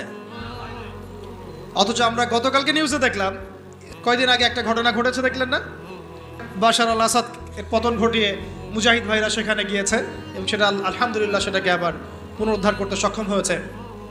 এই 24 দিনের মধ্যে তারা ওদের 36টা বড় বড় যারা জালেম ছিল ওদের বিচার করা শেষ ওদের। আর আমার দেশে কত বছর লাগতে পারে এগুলো করতে? তো এই যে জিনিসগুলো কেন হচ্ছে না, কেন হবে না? কারণ আমরা ইসলামী শরিয়া বা ইসলামী আইনটাকে বাস্তবায়ন করতে পারি নাই। ইসলামী শরিয়া আইন থাকলে এটা ইনস্ট্যান্ট ব্যাপার ছিল, ইনস্ট্যান্ট। Then and then কেসাস। খুন করেছো ধরে নিয়ে আসা হবে, তার পরিবারকে আনা হবে, আর হত্যাকারীকে আনা হবে, পরিবারকে জিজ্ঞাসা করা হবে তোমার ওই সন্তানকে অমুক হত্যা করেছে, সাক্ষী আছে, প্রমাণ আছে, সব আমাদের কাছে দলিল প্রমাণ মওজুদ। তুমি কি তাকে মাফ করতে চাও? তুমি কি তাকে মাফ করে মুক্তিপণ নিতে চাও, না তার কেসাস চাও? দুটো অপশন দেওয়া হবে। যদি পরিবার বলে যে আমি মুক্তিপণ চাই, আমাকে 100 উটের মূল্য দিলে হবে বা এটা, তাহলে ওই ব্যক্তির বেঁচে থাকার সুযোগ আছে, ও ছাড়া পেয়ে গেল। যে খুন করেছে সে মাফ পেয়ে গেল, কারণ পরিবার তাকে মাফ করে দিয়েছে। অনেক ঘটনা এমনও ঘটেছে যে হ্যাঁ আমি তাকে মাফ করব যদি সে কোরআনে হাফেজ হয়, তাহলে জেলখানায় গিয়েছে, পুরো কোরআন হিফজ করেছে, তারপর সে ছাড়া পেয়েছে। এমন ঘটনা ঘটেছে ইসলামী শরিয়ার মধ্যে। আর যদি সে বলে না আমি আমার ছেলের বিচার চাই, কেসাস চাই, যেভাবে আমার ছেলেকে হত্যা করা হয়েছে ঠিক সেইভাবে আমি তার কেসাস চাই, ওইভাবেই ইসলামী আদালত তার কেসাস বাস্তবায়ন করবে। একেবারে কোর্ট মার্শাল শেষ, এত সময় লাগে না। চুরি করেছে প্রমাণিত হলে জুমার নামাজ শেষ, চোরদেরকে সামনে রাখা হবে, চোখ বন্ধ করে চোখ বেঁধে ফেলা হবে, হাত রাখা হবে, বাকি যারা ল বাস্তবায়ন করবেন তারা থাকবেন, উপস্থিত কিছু জনতাও থাকবে। ইনস্ট্যান্ট কবজি পর্যন্ত হাত কেটে ফেলা হবে, চোরের বিধান শেষ। জনগণ দেখলো চুরি করলে এই বিধান, আরও কি চুরি বাড়বে না কমবে?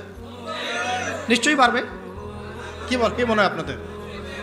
জেনা করেছে, যেটা জেনা একদম কমন আমাদের সমাজে, জেনা রন্ধ্রে রন্ধ্রে ঢুকে দেওয়া হয়েছে। কি স্কুলে, কি কলেজে, কি ইউনিভার্সিটিতে খালি জেনা আছে। এটার শাস্তি 100 বেত্রাঘাত, তাও জনসমক্ষে। প্রমাণিত হয় অবিবাহিত, পরকিয়া, দেবর ভাবি, শালিদুলা ভাই, চলতেছে না এগুলা? কম না বেশি বলেন? প্রচুর প্রচুর, আশঙ্কাজনক। এগুলোর বিচার হচ্ছে কোমর পর্যন্ত মাটিতে পুঁতে রজম করা, পাথর নিক্ষেপ করে হত্যা করা। আল্লাহর নবী সাল্লাল্লাহু আলাইহি ওয়াসাল্লাম নিজে এগুলো করেছেন, নিজে।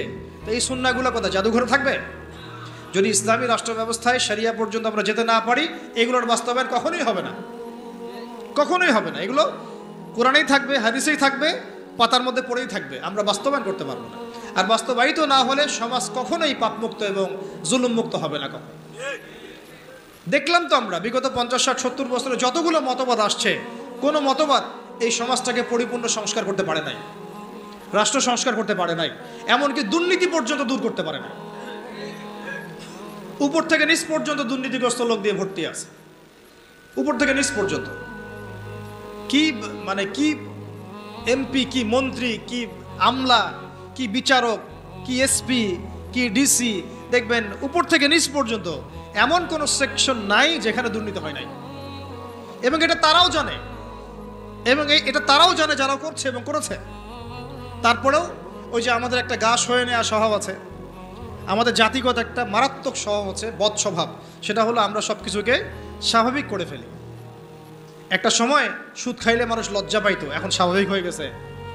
জেনা করতো মানুষ লজ্জা পাইতো, মানুষ জানলে কি হবে, এখন ওপেন ঘুরে বেড়াচ্ছে মানুষ এগুলো। একটা সময় মদ খাইলে মানুষের চক্ষু লজ্জা কাজ করতো, এখন দেখেন মদের বোতল হাতে নিয়ে নিয়ে মানুষ ঘুরতেছে, চিপায় চুপায় মদ খাচ্ছে। একটা সময় কেউ যদি বলতো যে এটা সমকামী, ছেলে ছেলে জেনা করে, মানুষ তো আটকে উঠতো, সুবহানাল্লাহ, ইন্নালিল্লাহ, নাউজুবিল্লাহ, এটা কেমন? এখন দেখেন ওরা অধিকার চাচ্ছে। কি আপনারা হাসতেছেন? এলজিবিটি কিউ মানে কি? এলজিবিটি কিউ মানে সমকামিতাকে প্রমোট করা হবে। আর যদি এই এক তাগুদ গিয়ে আরেকটা তাগুদ আসে, আমি 80% নিশ্চিত এটা বাস্তবায়িত হয়ে যাবে। ইল্লা মাশাআল্লাহ, ইল্লা মাশাআল্লাহ। যদি একটা তাগুতের বদলে একটা তাগুত আবার আসে, দেখবেন যে এটা খুব সহজেই সমাজে বাস্তবায়িত হয়ে গেছে। LGBTQ দেখবেন সমাজে অ্যাভেলেবেল। আপনি পাত্রী খুঁজতে যাবেন আপনার ইয়ার জন্যে, বাচ্চার জন্যে, সন্তানের জন্যে, আগে চেক করতে হবে আসলে ছেলে না মেয়ে, না মেয়ে থেকে ছেলে হয়েছে না ছেলে থেকে মেয়ে হয়েছে। এই যুগ আসতেছে সামনে, একটা একটা একটা করে দেখেন সব সয়ে নিয়েছি না আমরা। এইভাবে আমরা কিন্তু তাগুতের বিধানগুলো সয়ে নিছি। একটা জাগরণ দরকার আমাদের মধ্যে, এবং এই জাগরণটা আমি আশা করি, স্বপ্ন দেখি যে সাদা দাড়িওয়ালাদেরকে দিয়ে না হলেও কালো দাড়িওয়ালাদেরকে দিয়ে হবে ইনশাল্লাহ। পারা যাবেন ইনশাল্লাহ। অনেক পড়াশোনা করতে হবে, অনেক পড়াশোনা করতে হবে, সবর করতে হবে, ধৈর্য ধরতে হবে, দাওয়াতের মেহনত করতে হবে, ওলামায়ে কেরামের সোহবতে থাকতে হবে, তাদের কাছে দোয়া নিতে হবে। একদম একটা দুটা কাজ না ভাই, বহু কাজ একসাথে যখন হবে ওই পর্যায়ে যাবো ইনশাল্লাহ। এখন আপনারা বলতে পারেন যে আমরা কেন ভাইদের মতো এইভাবে মাঠে নামি না, বা এইভাবে কেন আমরা ওইখানে গিয়ে রাষ্ট্র ক্ষমতার দিকে মানে সহিংস কোনো পদ্ধতি বেছে কেন নেই না। কারণ নবী সাল্লাল্লাহু আলাইহি ওয়াসাল্লাম আমাদেরকে এইভাবে শিক্ষা দেন নাই। আমাদেরকে প্রথমে শিক্ষা দেওয়া হয়েছে আমরা জনমত গঠন করব। কি করব? জনমত গঠন করব। সবার আগে আমরা জনগণকে বুঝাবো, তাওহীদ চিনাবো, শিরক চিনাবো, কুফর চেনাবো, তারপরে তাগুত চিনাবো, সুন্নাহ চেনাবো, নামাজি বানাবো, দাওয়াতের মেহনত চলবে, আমর বিল মারুফ চলবে, একই সাথে নাহি আনিল মুনকারও চলবে। ইসলামী রাষ্ট্র ব্যবস্থার গুরুত্ব, ফজিলত, না থাকার ক্ষতি সবার সামনে উপস্থাপন করতে হবে। একটা জামায়াত তৈরি করতে হবে, আমাদের একজন ইমাম লাগবে, আমির লাগবে। এগুলো যখন একত্রিত হবে ইনশাআল্লাহ দেখবেন বাকি কাজ হয়ে গেছে ইনশাআল্লাহ। একটা ঘটনা একটা প্রেক্ষাপটে জন্ম দেয়। কোঠা আন্দোলনের একটা ঘটনা ছিল, একটা ঘটনা, সেটা আজকে দেখেন সার্জিসদেরকে নিয়ে আসছে এই জায়গায়। নিয়ে আসে নাই? একটা ঘটনা একটা নেতৃত্বের জন্ম দেয়, একটা রেভলিউশনের জন্ম দেয়। শাপলা চত্বর ছিল একটা ঘটনা যেটা পারত বাংলাদেশে রাষ্ট্র ক্ষমতা ইসলামকে নিতে, কিন্তু কেন জানি আমরা পারি নাই। হয়তোবা আল্লাহ পাক আরও ভালো কোনো পদ্ধতি আমাদের জন্য রেখেছেন হয়তোবা। তবে কোনো কোনো ঘটনা আমাদের সামনে আল্লাহ পাক ঘটান যেগুলোর মধ্য দিয়ে একটা রেভলিউশন হয়ে যেতে পারে। যদি ভাইদেরকে নির্মমভাবে তারা এভাবে গুলি না করতো তাহলে তারাও কিন্তু এভাবে সহিংস হতো না, আজকে এরাও কিন্তু দেশ থেকে পালাতো না। তাই না বিষয়টা? আমরা কি কেউ কল্পনাও করেছিলাম যে এভাবে 2 মাসের মধ্যে এমনটা হতে পারে? কখনো কল্পনা করা হয়নি। বরং মানুষ তো বলছিল যে এরা কখনো যাবে, এমন তো মনেই হচ্ছে না। তাই না বিষয়টা? 1 মাসের মধ্যে আল্লাহ পাক করে দেখালেন। তাই ইনশাআল্লাহ সামনেও যদি এমন কোনো ঘটনা ঘটে যেই ঘটনা ইসলামপন্থীদের একটা ঐক্যের জন্ম দেয়, একটা লিডারশিপ নিয়ে আসে, একটা জামায়া নিয়ে আসে, একটা ইমারা নিয়ে আসে, আমরা তখন আপনাদেরকে আমাদের পাশে চাই। আর যদি আপনাদেরকে আমরা পাশে না পাই তাহলে আমরা বুঝবো আপনারা শুধু ওয়াজ শুনেন, এক কান দিয়ে ঢোকান আর এক কান দিয়ে বের করে দেন। এইভাবে এইরকম অডিয়েন্স আমরা চাই না। আমি শুরুতে একটা কথা বলছি, ইসলামী রাষ্ট্র কায়েম করা চারটাখানি কথা না, আর এটা গরু ছাগলদেরকে দিয়ে হবে না। এটার জন্য সাহসী, বুদ্ধিদীপ্ত এবং একটা জজবাওয়ালা তরুণ প্রজন্ম দরকার। আবেগও থাকতে হবে আমাদের। অনেকে বলে যেটা আবেগই কথা না, আবেগও থাকতে হবে। কারণ অনেক সময় আবেগ মানুষকে সাহসী ভূমিকা রাখার ব্যাপারে সহায়তা করে। আমরা যদি মাঠে থাকি, মাঠ মানে আবার ফেসবুক না। আপনি 1 মাস ফেসবুক চালায়েন না, একটা পোস্টও দিয়েন না, মানুষ বলবে যে আপনি তো মাঠে নাই, আপনাকে যে হুজুর মাঠে দেখি না। মানে তাদের কাছে মাঠ মানে কি? ফেসবুক। আমি মাঠ মানে বুঝাচ্ছি ময়দান মানে এই রুট লেভেল পর্যন্ত, টপ থেকে রুট লেভেল পর্যন্ত আমাদেরকে থাকতে হবে। মসজিদে, মাদ্রাসায়, মক্তবে, সংগঠনে, অ্যাসোসিয়েশনে, এই মিটিংয়ে, সিম্পোজিয়ামে, তালিমে, দার্সে, সব জায়গায় এটা মাঠ। মাঠ মানে শুধু ফেসবুক না। কথা বুঝতে পারছি ভাই? আর আমরা যদি ওই সুযোগটা আরেকবার দেই তাদেরকে, আমরা যদি এই সুযোগটা তাদেরকে আরেকবার করে দেই নীরব থেকে, হিকমতের দোহাই দিয়ে বা ভয় পেয়ে, তাহলে আমার এই কথাটা মনে রাখেন, আল্লাহর কসম, এখন হেলিকপ্টারও চলে ওয়াজ, আর এইখানে ওয়াজ, ওইখানে ওয়াজ, এই গাড়ি চড়া সব বন্ধ হয়ে যাবে। একটাও বাকি রাখবে না তারা, একটাকেও বাকি রাখবে না এবার, যদি তারা কেউ আসতে পারে। তাদের এর জায়গায় যদি কোনো গভর্নমেন্টও আসে তবুও আমাদের একটাকেও বাকি রাখবে না। তাই কোনো স্পেস তাদেরকে দেওয়া যাবে না, সুযোগ নাই। এখন আমাদেরকে ওই জায়গায় যেতে হবে। আল্লাহ পাক আমাদের যাওয়ার তৌফিক দান করেন। এখন লম্বা হয়ে যাচ্ছে, আর 2টা পয়েন্ট বলে আমি শেষ করবো। ধৈর্য আছে কি? 3টা পয়েন্ট। একটা হচ্ছে এই রাষ্ট্র ব্যবস্থাটা আমাদের নবীজি করে দিয়ে গেছেন না যান নাই? তাহলে আমাদের সামনে নবী সাল্লাল্লাহু আলাইহি ওয়াসাল্লামের দেয়া পথ পদ্ধতি আছে কি নাই? আছে। আর আমরা একটু জানি, কয়েকটা পয়েন্ট জানি যে এটার ফজিলত কী কী হতে পারে। আমি কয়েকটা পয়েন্ট বলতেছি। দেখেন, ইসলামী রাষ্ট্র ব্যবস্থা থাকলে আমরা আল্লাহর জমিনে আল্লাহর কোরআনের আইনগুলো বাস্তবায়ন করতে পারবো, এক নম্বর, তাই না? আর এটা কত বড় ইবাদত সেটা ওলামায়ে কেরামদের কাছ থেকে জেনে নিয়ে, এটা যে কত বড় একটা ইবাদত যে আল্লাহর জমিনে আল্লাহর বিধান চলতেছে, এটার যে সামাজিক ফজিলত এটা বলে শেষ করা যাবে না। 2 নম্বর, সমাজে আমরা সর্বপ্রথম নামাজ কায়েম করতে পারবো। নামাজ কি কায়েম আছে? ঐচ্ছিক, পড়লে পড়েন, না পড়লে নাই, তাই না? কিন্তু মাস্ক আপনাকে পড়া লাগবে করোনা হইলে, তাই না? বিষয়টা সরকার বলবে মাস্ক পড়তে হবে, না হলে তো জরিমানা। কিন্তু আপনি নামাজ বাধ্যতামূলক মুসলিমদের করা হচ্ছে না। কিন্তু ইসলামী শাসন ব্যবস্থা থাকলে নামাজ বাধ্যতামূলক, মুসলিমদের কথা বলছি, বালেগ যারা নামাজের যোগ্য হয়েছেন। তারপরে পর্দার বিধানটাকে আমরা বাস্তবায়ন করতে পারব। সমাজে ফিতনা কমে যাবে, জেনা কমে যাবে, ব্যভিচার কমে যাবে, যত রকম এই যে স্টার জলসা, জি বাংলা, পর্নোগ্রাফি, হাবিজাবি যা আছে এগুলোকে আমরা বন্ধ করে ফেলতে পারবো কি না? তারপরে জাকাত ভিত্তিক অর্থ ব্যবস্থা আমরা চালু করতে পারবো। জাকাত বাধ্যতামূলক রাষ্ট্রের পক্ষ থেকে আদায় করা হবে, সমাজের দরিদ্র মানুষদের কোনো কষ্ট থাকবে না। তারপরে আমরা আরও অনেক কিছু, যেমন আমরা ওলামায়ে কেরামদের একটা সিকিউরড লাইফ নিশ্চিত করতে পারবো। যেমন প্রত্যেকটা মসজিদ, প্রত্যেকটা মাদ্রাসা এগুলোকে রাষ্ট্রীয়করণ এবং এগুলোকে ভাতার ব্যবস্থা করা। তারা যদি পুলিশদেরকে দিতে পারে, র্যাবকে দিতে পারে, ডিজিএফআইকে দিতে পারে, আর্মিদেরকে দিতে পারে, ওলামায়ে কেরাম বাদ যাবে কেন? ওলামায়ে কেরামদের জন্য কেন কোয়ার্টার থাকবে না? কেন সরকারি গাড়ি থাকবে না? কেন বেতন ভাতা থাকবে না? কেন থাকবে না? থাকা উচিত ছিল কি না? বরং তারাই তো আমাদেরকে পথ দেখাচ্ছেন, আলোর পথ। তো এই যে বৈষম্য না, এগুলো বৈষম্য। তারপরে আরও দেখেন, প্রাইমারি স্কুলে আমি আমার বাচ্চাকে কোরআন শিক্ষা বাধ্যতামূলক করতে পারবো না? এখন কি বাধ্যতামূলক আছে? এটা নিয়ে তো আমার অনেক লেকচার শুনেছেন। অনার্স মাস্টার্স পাসও যদি আপনি কোনো স্টুডেন্টকে ধরেন, 100 জনের মধ্যে দেখা যায় 10 জনও ঠিকমতো কোরআন তেলাওয়াত করতে পারে না। আমরা বলছি এটা ইসলামিক রাষ্ট্র, আমার ইসলামিক রাষ্ট্রের মুসলিমরা কোরআন তেলাওয়াত করতে পারে না, এটা কেমন হলো?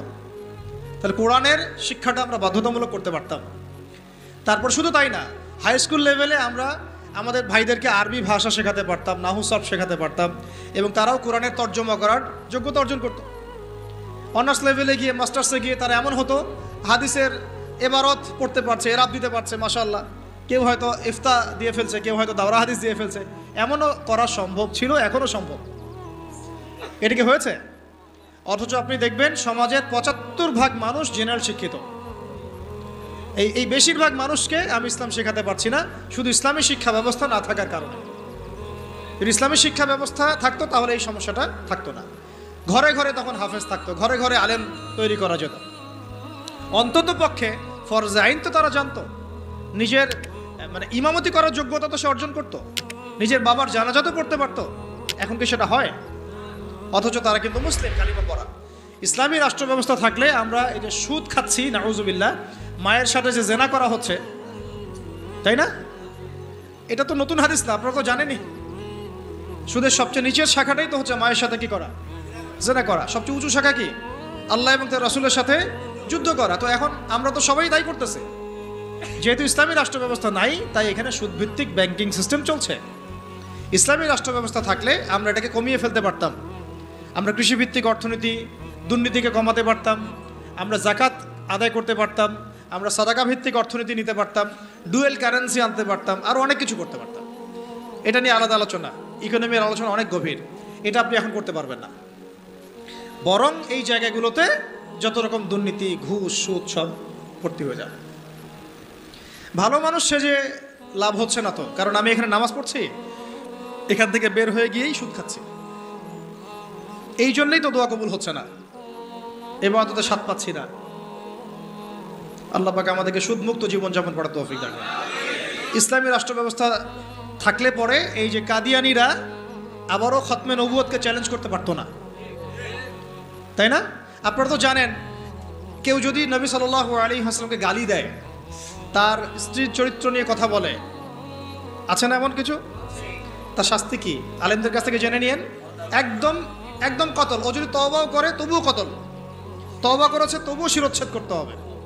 এর বাইরে কোনো কি নাই, কোনো দণ্ডই নাই। করতে পারবেন আপনি বাংলাদেশে? এখন পারবেন না, ইসলামী রাষ্ট্র ব্যবস্থা নাই। তাই ইসলামী রাষ্ট্র নাই। তাই বরং যদি আপনি তাদের বিরুদ্ধে কিছু বলেন বা কেউ যদি এগ্রেসিভ হয়ে নিজের হাতে দায়িত্ব তুলে নিয়ে এই কাজটা করে ফেলে, তাহলে তাকে ওই জেলে ঢুকে রেখে দিবে, যাবজ্জীবন কারাদণ্ড দিয়ে দিবে, ফাঁসি দিয়ে দিবে। অথচ সেই ব্যক্তি একজন বীর পুরুষ, যে নবী সাল্লাল্লাহু আলাইহি ওয়াসাল্লামের শানে কটূক্তিকারীকে হত্যা করেছে, ও আমাদের আগে জান্নাতে যাবে ইনশাআল্লাহ। সে হচ্ছে রসুলের প্রকৃত আশেকে রসুল। এটা আমাদের চোখে সে একজন কি অপরাধী, তাই না? এই হলো সেকুলার রাষ্ট্র এবং অনইসলামিক রাষ্ট্রের, ইসলামী রাষ্ট্র না থাকার কুফল এগুলো একটা। তো যাই হোক, এখন আপনারা জানেন শাতেম, এটাকে বলা হয় শাতেমে রসুল। তো শাতেমে রসুলের শাস্তি যদি এটা হয়, তাহলে যে নবুয়ত দাবি করতেছে ওর কি শাস্তি? আপনারা বলেন তো কোনটা বড় অপরাধ? দেখি বুদ্ধি কত আপনাদের। কেউ একজন নবী সাল্লাল্লাহু আলাইহি ওয়াসাল্লামকে গালি দিচ্ছে, এটা তো মহাপাপ, বিশাল অপরাধ, হত্যাযোগ্য। আর একজন গালি দেয় নাই, কিন্তু সে নিজেই নিজেকে নবী দাবি করতেছে, নবী সাল্লাল্লাহু আলাইহি ওয়াসাল্লাম। বলেন তো, তাহলে এই যে এদেরকে কয়বার ফাঁসি দেওয়া দরকার ছিল? ওরা আমাদের এখানে ব্যবসা করতেছে, ওই যে বললাম বাথরুমের বদনা থেকে শুরু কইরা আপনার বাসার বেড পর্যন্ত ওদের কোম্পানির। বিকল্প ফিকিরটা কোথায়? এদেরকে স্পেসটা কে করে দিল? তো নিশ্চয়ই মুসলিম রাষ্ট্রের প্রধান। আর মুসলিম রাষ্ট্রের যারা দায়িত্বশীল ছিল তাদেরকে রাষ্ট্র ক্ষমতায় উঠিয়েছে কারা? গরু, ছাগল, হাঁস, মুরগি, না আমরাই, নাকি জিনরা উঠাই নিয়ে গেছে ক্ষমতায়? তাহলে এই সমস্ত তাদের কৃতকর্মের সমস্ত পাপের দায়ভারের একটা অংশ আমার কাঁধে আসবে কি না কি আমাদের মাঠে? বাস দেওয়ার জন্য প্রস্তুতি নেন। তাহলে এখন বাংলাদেশের মানুষের এটা, আমাদের দেশের মানুষের এটা হচ্ছে একটা প্রাপ্য। এই জুলুমগুলো আমাদের প্রাপ্য, কারণ আমরাই জালেমদেরকে উপরে উঠেছি। এটা আমাদের প্রাপ্য, আমরা রিজার্ভ করি এটা। আল্লাহ পাক আমাদের যে কবে মাথা খুলবেন আল্লাহই ভালো জানে। এখনো সময় আছে, চোখ খুলেন, চোখ খুলেন। এই চোখ নাই, যে এই চোখ খুলেন। কোন চোখ খুলেন? দিলের চোখ খুলেন, বোঝার চেষ্টা করেন। আপনি যদি একজনকে উঠাই দেন উপরে, যে ওখানে গিয়ে দুর্নীতি করছে, করাপশন করছে, সমকামিতা চালু করছে, সুদ চালু করতেছে, এই নাস্তিকদেরকে স্পেস দিচ্ছে, হ্যাঁ, কাফেরদের দালালি করতেছে, ওর সমস্ত গুনার একটা দায়ভার আমার কাঁধে আসবে। এটা তো অবশ্যই ফতোয়ার মধ্যে পাওয়া যায়, কারণ আমি তাকে সাপোর্ট করেছি, সমর্থন করেছি। কোনো সময় তো বহু দাড়ি টুপিওয়ালা তাদের দালালিও করেছে, করে নাই? তাদের পক্ষে কথা বলেছে, স্পেস দিয়েছে। পক্ষে কেন বলতে যাব? কিছু বলার নাই, অন্তত চুপ করে থাকি। মানুষ বুঝে নেবে যে আমি কেন চুপ করে আছি। মানুষ তো বুঝে কেন চুপ করে আছে, মানুষ বুঝবে। যাই হোক ভাই, ইসলামী রাষ্ট্র ব্যবস্থা থাকলে এরকম অনেক সুফল আছে। সালাত কায়েম করা যাবে, যাকাত কায়েম করা যাবে, হজ সহজ করা যাবে, সিন্ডিকেট কমায় ফেলা যাবে। রাষ্ট্র থেকে হজ করানো যায়। কিন্তু খলিফা মামুনুর রশিদের নাম শুনেছেন কিনা, এবং হারুনুর রশিদ তার নাম শুনেছেন কিনা? এরকম অনেক আব্বাসীয় খলিফা ছিলেন যারা প্রতি বছর রাষ্ট্র ব্যবস্থার মধ্য দিয়ে এরকম হাজার হাজার মানুষের ফ্রিতে হজ করাতেন, এবং হজের খরচ নিজে বহন করতেন, রাষ্ট্র দিয়ে বহন করাতেন। তারপরে এই যে বললাম, মসজিদ মাদ্রাসাগুলো উন্নয়ন করা সম্ভব, শিক্ষাক্ষেত্রে ইসলাম নিয়ে আসা সম্ভব, ব্যাংকিং সেক্টরে ইসলাম নিয়ে আসা সম্ভব, সমাজ ব্যবস্থায় ইসলাম বিরোধী সমস্ত মতবাদকে সরিয়ে ফেলা সম্ভব, ইসলাম বিদ্বেষী অপতৎপরতাগুলোকে কমিয়ে ফেলা সম্ভব, এবং সবচেয়ে বড় কথা, রাজনৈতিক অঙ্গনে গিয়ে আল্লাহ পাকের জমিনে আল্লাহর সংবিধান বাস্তবায়ন করা সম্ভব। এটা সবচেয়ে বড় কাজ। শুধু তাই নয়, যদি এরকম ইসলামী রাষ্ট্র কায়েম হয়, তখন ওই রাষ্ট্রের দিকে যদি কেউ চোখ দেয়, তখন ওই চোখ উপড়ে ফেলার জন্য জিহাদও করার সুযোগ থাকে। কারণ জিহাদ তো করেছেন নবী সাল্লাল্লাহু আলাইহি ওয়াসাল্লাম মদিনা রাষ্ট্র কায়েম করার পরে, তাই না? মদিনা রাষ্ট্র কায়েম করার পরে কিন্তু সশস্ত্র যুদ্ধ হয়েছে, এটা মনে রাখবেন। মদিনা রাষ্ট্রটা কায়েম হয়ে যাওয়ার পরে কিন্তু একটা সশস্ত্র যুদ্ধ হয়েছে, গাজওয়া হয়েছে, সারিয়া হয়েছে, বদর, উহুদ, খন্দক, এগুলো হয়েছে। মক্কাতে কিন্তু এই যুদ্ধটা হয় নাই। মক্কায় হয়েছিল? মক্কায় কিন্তু যুদ্ধটা হয় নাই। মদিনায় হিজরত করে যাওয়ার পরে সেখানে তিনি রাষ্ট্র গঠন করেছেন, সামরিক বাহিনী শক্তিশালী করেছেন, অস্ত্রশস্ত্র নির্মাণ করেছেন, রাষ্ট্রের নিরাপত্তার স্বার্থে সারিয়া অভিযান হয়েছে। এরপরে কাফেরদের উপর আক্রমণগুলো হয়েছে। আর যদি কোনো কাফের আক্রমণ করতে আসতো, আমরা একদম উচিত শিক্ষা দিয়ে পাঠাইতাম ওদেরকে। এমন হতো না যে বর্ডারে একজন মানুষকে গুলি করে মারলো আর আমরা লাশ নিয়ে ভদ্রভাবে চলে আসলাম। এমন কাপুরুষ কখনো ইসলামিক রাষ্ট্র ছিল না। বরং একটা লাশ ফেললে আমরা 10টা ফেলে দিতাম। এরকম ছিল আমাদের জজবা, আমাদের অবস্থা। আল্লাহ পাক আমাদেরকে বোঝার তৌফিক দান করে নেন। তো ইসলামী রাষ্ট্র ব্যবস্থা থাকলে তখন রাষ্ট্রীয় আমির রাষ্ট্রীয় সেনাবাহিনী দিয়ে, আওয়ামদেরকে দিয়ে প্রয়োজনে সশস্ত্র যুদ্ধের অবস্থায়ও ভূমিকা রাখতে পারবে ইনশাআল্লাহ। তো এগুলা ইসলামী রাষ্ট্রের বহু ফজিলত, যেটা এক বৈঠকে আলোচনা করে শেষ করা যায় না। ইনশাআল্লাহ আরেক সামনের মাসে যদি আসি আবার কথা হবে ইনশাআল্লাহ। একদিন 2 দিন আলোচনা করে এগুলো বোঝানো যায় না। মাসিকভাবে চালু রাখতে হবে, মসজিদ ভিত্তিক, এবং পরিবেশ বজায় রাখতে হবে। এই যে এখন সুন্দর মতো বসে আছেন, কত সুন্দরভাবে আলোচনাটা করা গেল। এই আলোচনাটা আমি কোনো মাহফিলে করতে পারতাম না।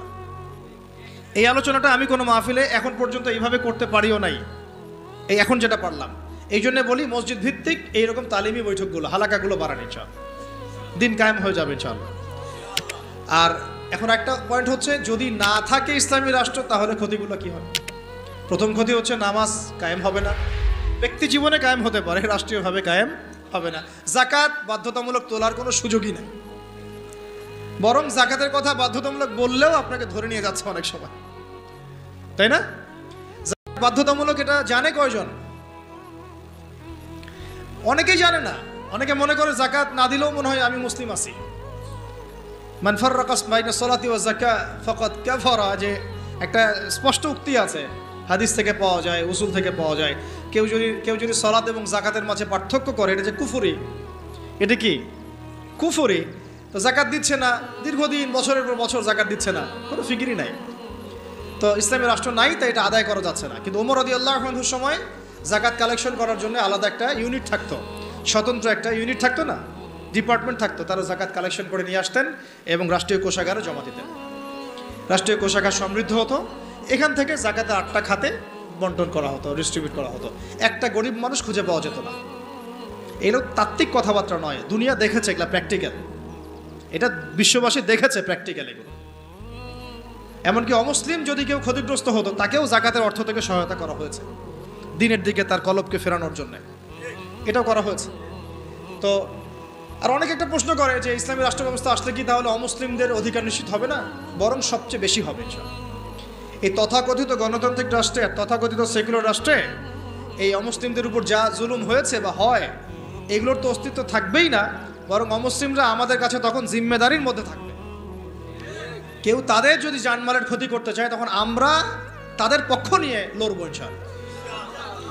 এইটা এখন কিছু কিছু অমুসলিম এই একটা মিথ্যা প্রপাগান্ডা ছড়িয়েছে, তাদের মধ্যে ইসকন কিন্তু আছে একটা। এরা মিথ্যা প্রপাগান্ডা ছড়ায় এভাবে, তারা মনে করায়, মানুষকে বুঝায় যে এটা ইসলামী রাষ্ট্র কায়েম হলে আমরা সংখ্যালঘুরা নির্যাতিত হব, আমাদেরকে মারতে আসবে, আমাদের মন্দির ভেঙে দিবে, আমাদের মূর্তি ভেঙে দিবে। কোশ্চিনকালে এমনটা হবে না। এটা একটা ভুল মেসেজ তারা জনগণকে দেয় বা বিশ্ববাসীকে দেওয়ার চেষ্টা করে। এরা প্রতারণা করছে আমাদের সাথে। বরং তাদের হাতে যদি ক্ষমতা যায়, তারা বাবরি মসজিদ ভেঙে ফেলে। বরং তাদের হাতে যদি ক্ষমতা যায়, তারাই সেই প্রাচীন ঐতিহ্যবাহী বাবরি মসজিদ ভেঙে ফেলেছে।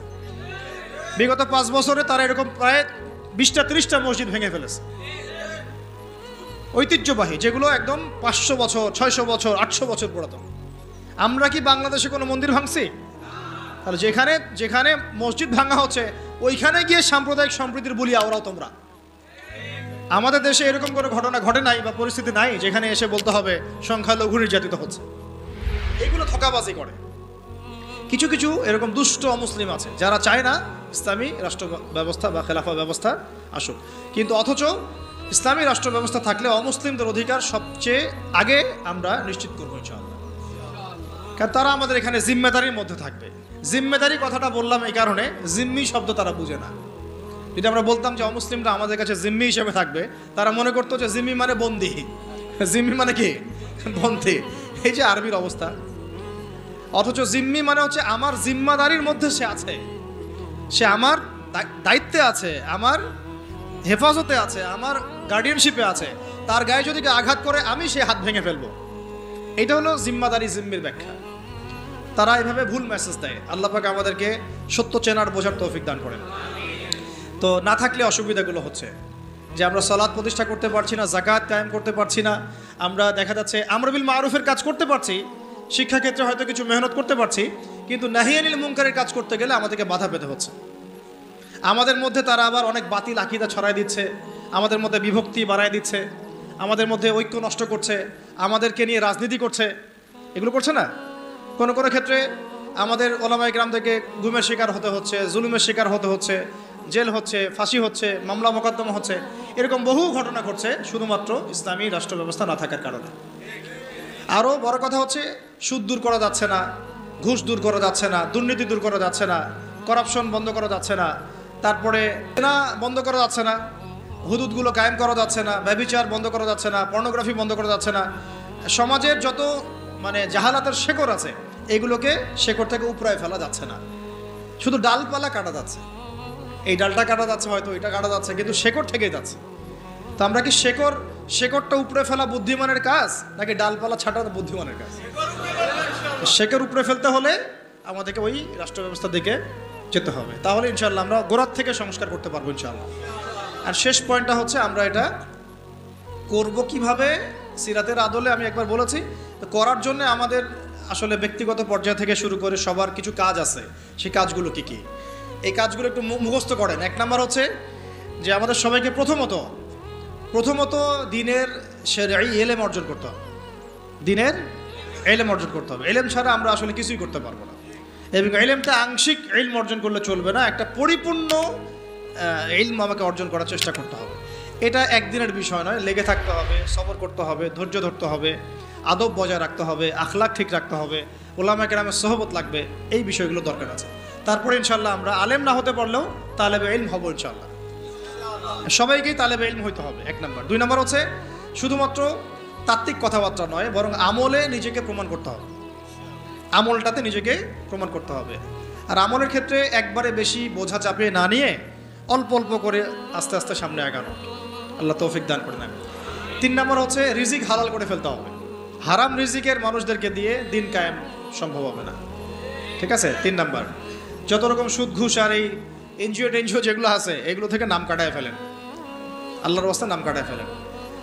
4 নম্বর হচ্ছে যে আমরা সৎ কাজে আদেশ করি, মাশাআল্লাহ, এটা তো আমাদের মধ্যে চালু আছেই, তাবলীগের মেহনত চালু আছে, সব ঠিক আছে। অন্যায় কাজে নিষেধটাকে বাড়াতে হবে, অন্যায় নিষেধটাকে বাড়াতে হবে। সৎ কাজে আদেশের সাথে সাথে অন্যায়ের নিষেধটা বাড়াতে হবে, বরং এটা বেশি জরুরত হয়ে গেছে এখন। অন্যায় প্রতিবাদ না করলে, বাধা না দিলে এরা লাই পেয়ে যাবে।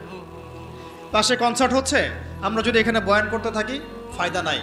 যদি আপনারা এখান থেকে 10 জন 50 জন গিয়ে ওকে বন্ধ করেন তখন ফয়দা আছে। আর ওই ফয়দাটা কিন্তু এককেন্দ্রিক ফয়দা না, আপনার ফয়দা ভোগ করছে পুরো এলাকার মানুষ। ওই ধুমধারাক্কা গান বাজাতো পুরো এলাকা কলুষিত হচ্ছে, পুরো এলাকার মানুষকে পাপ করতে হচ্ছে, পুরো এলাকার মানুষের ঘুম নষ্ট হচ্ছে। আর আমি যদি ওদেরকে গিয়ে খালি মিষ্টি মিষ্টি দাওয়াত দেই, দেখা যাবে সে ওটাকে গায়ে লাগাবে না। যদি আমরা ঐক্যবদ্ধভাবে প্রতিবাদ করি বন্ধ হয়ে যাবে। তাই আমর বিল মারুফের সাথে নাহি আনিল মুনকার থাকতে হবে, প্রত্যেকটা মসজিদ ভিত্তিক, এলাকা ভিত্তিক, এবং ওলামায়ে কেরাম তার নেতৃত্ব দিবেন ইনশাল্লাহ। মাশওয়ারা করে আগানো, মাশওয়ারা ছাড়া আবার না যাওয়া। তবে এখানে সাহসিকতার পরিচয় দিতে হবে, কারণ যারা পাপ করে, জুলুম করে, ওদের মন এমনি দুর্বল থাকে, একটু ধাক্কা দিলে দেখবেন কাঁপাকাঁপি শুরু করছে, এরকম হয়। আল্লাহ পাক আমাদের বোঝার তৌফিক দান করেন। আরেকটা বিষয় বলতে চাই যে পারিবারিক মূল্যবোধগুলোকে ঠিক করে ফেলা এবং সন্তান সন্ততিদেরকে মুজাহিদ হিসেবে মানুষ করতে শুরু করা। যদি পরিবার দেখা যায় যে অনেক বোঝানোর পরেও বা অনেক চেষ্টা করার পরেও আপনার আইডিওলজির সাথে ম্যাচ করছে না বা কোনোভাবেই পেরে ওঠা যাচ্ছে না, সেক্ষেত্রে আমি বলি প্রয়োজনে আসহাবুল কাহাফ হয়ে যান, প্রয়োজনে আসহাবুল কাহাফ হয়ে যান। তারপরেও নিজের লক্ষ্য থেকে বিচ্যুত হবেন না। আর বাচ্চাদেরকে একদম ডিনামাইট করে আগামী দিনের ওমর, হামজা, খালিদের মতো মানুষ করতে হবে, ঠিক আছে? একদম তাদেরকে নিয়ে কোনো ছাড় দেওয়ার কোনো সুযোগ নাই। নিজের ঘরটা হবে একটা ইসলামী রাষ্ট্র, মানে আপনার ঘরই একটা রাষ্ট্র, ওইখানে আপনার হুকুম চলে, কার হুকুম চলে? আল্লাহর হুকুম চলে, রাসূলের হুকুম চলে, এবং আপনি তার প্রতিনিধি। আপনি হচ্ছেন আপনার ঘরে আল্লাহর খলিফা, ঠিক আছে কথা? এরপরে প্রয়োজন হচ্ছে ওলামায়ে কেরামদের ঐক্য, যেটা নিয়ে আমরা বারবার কথা বলছি। ইনশাআল্লাহ এই ঐক্য হয়ে যাবে ইনশাআল্লাহ। ওলামায়ে কেরাম তো সব বুঝেনি, মাশাআল্লাহ। কিছু বিষয় থাকে, এটা হয়তো মনস্তাত্ত্বিক কিছু বিষয় থাকতে পারে, আবার কখনো কখনো ভুল বোঝাবুঝি হয়, কখনো কখনো হতে পারে যে অনলাইনের কারণে একটা ফিতনা ক্রিয়েট হয়। হয়তো দুজনের সাথে কোনো খারাপ সম্পর্ক নাই, কিন্তু অনলাইনের কারণে, ইউটিউবিং, ফেসবুকিংয়ের কারণে দূরত্ব সৃষ্টি হয়ে গেছে, এমন হয় না?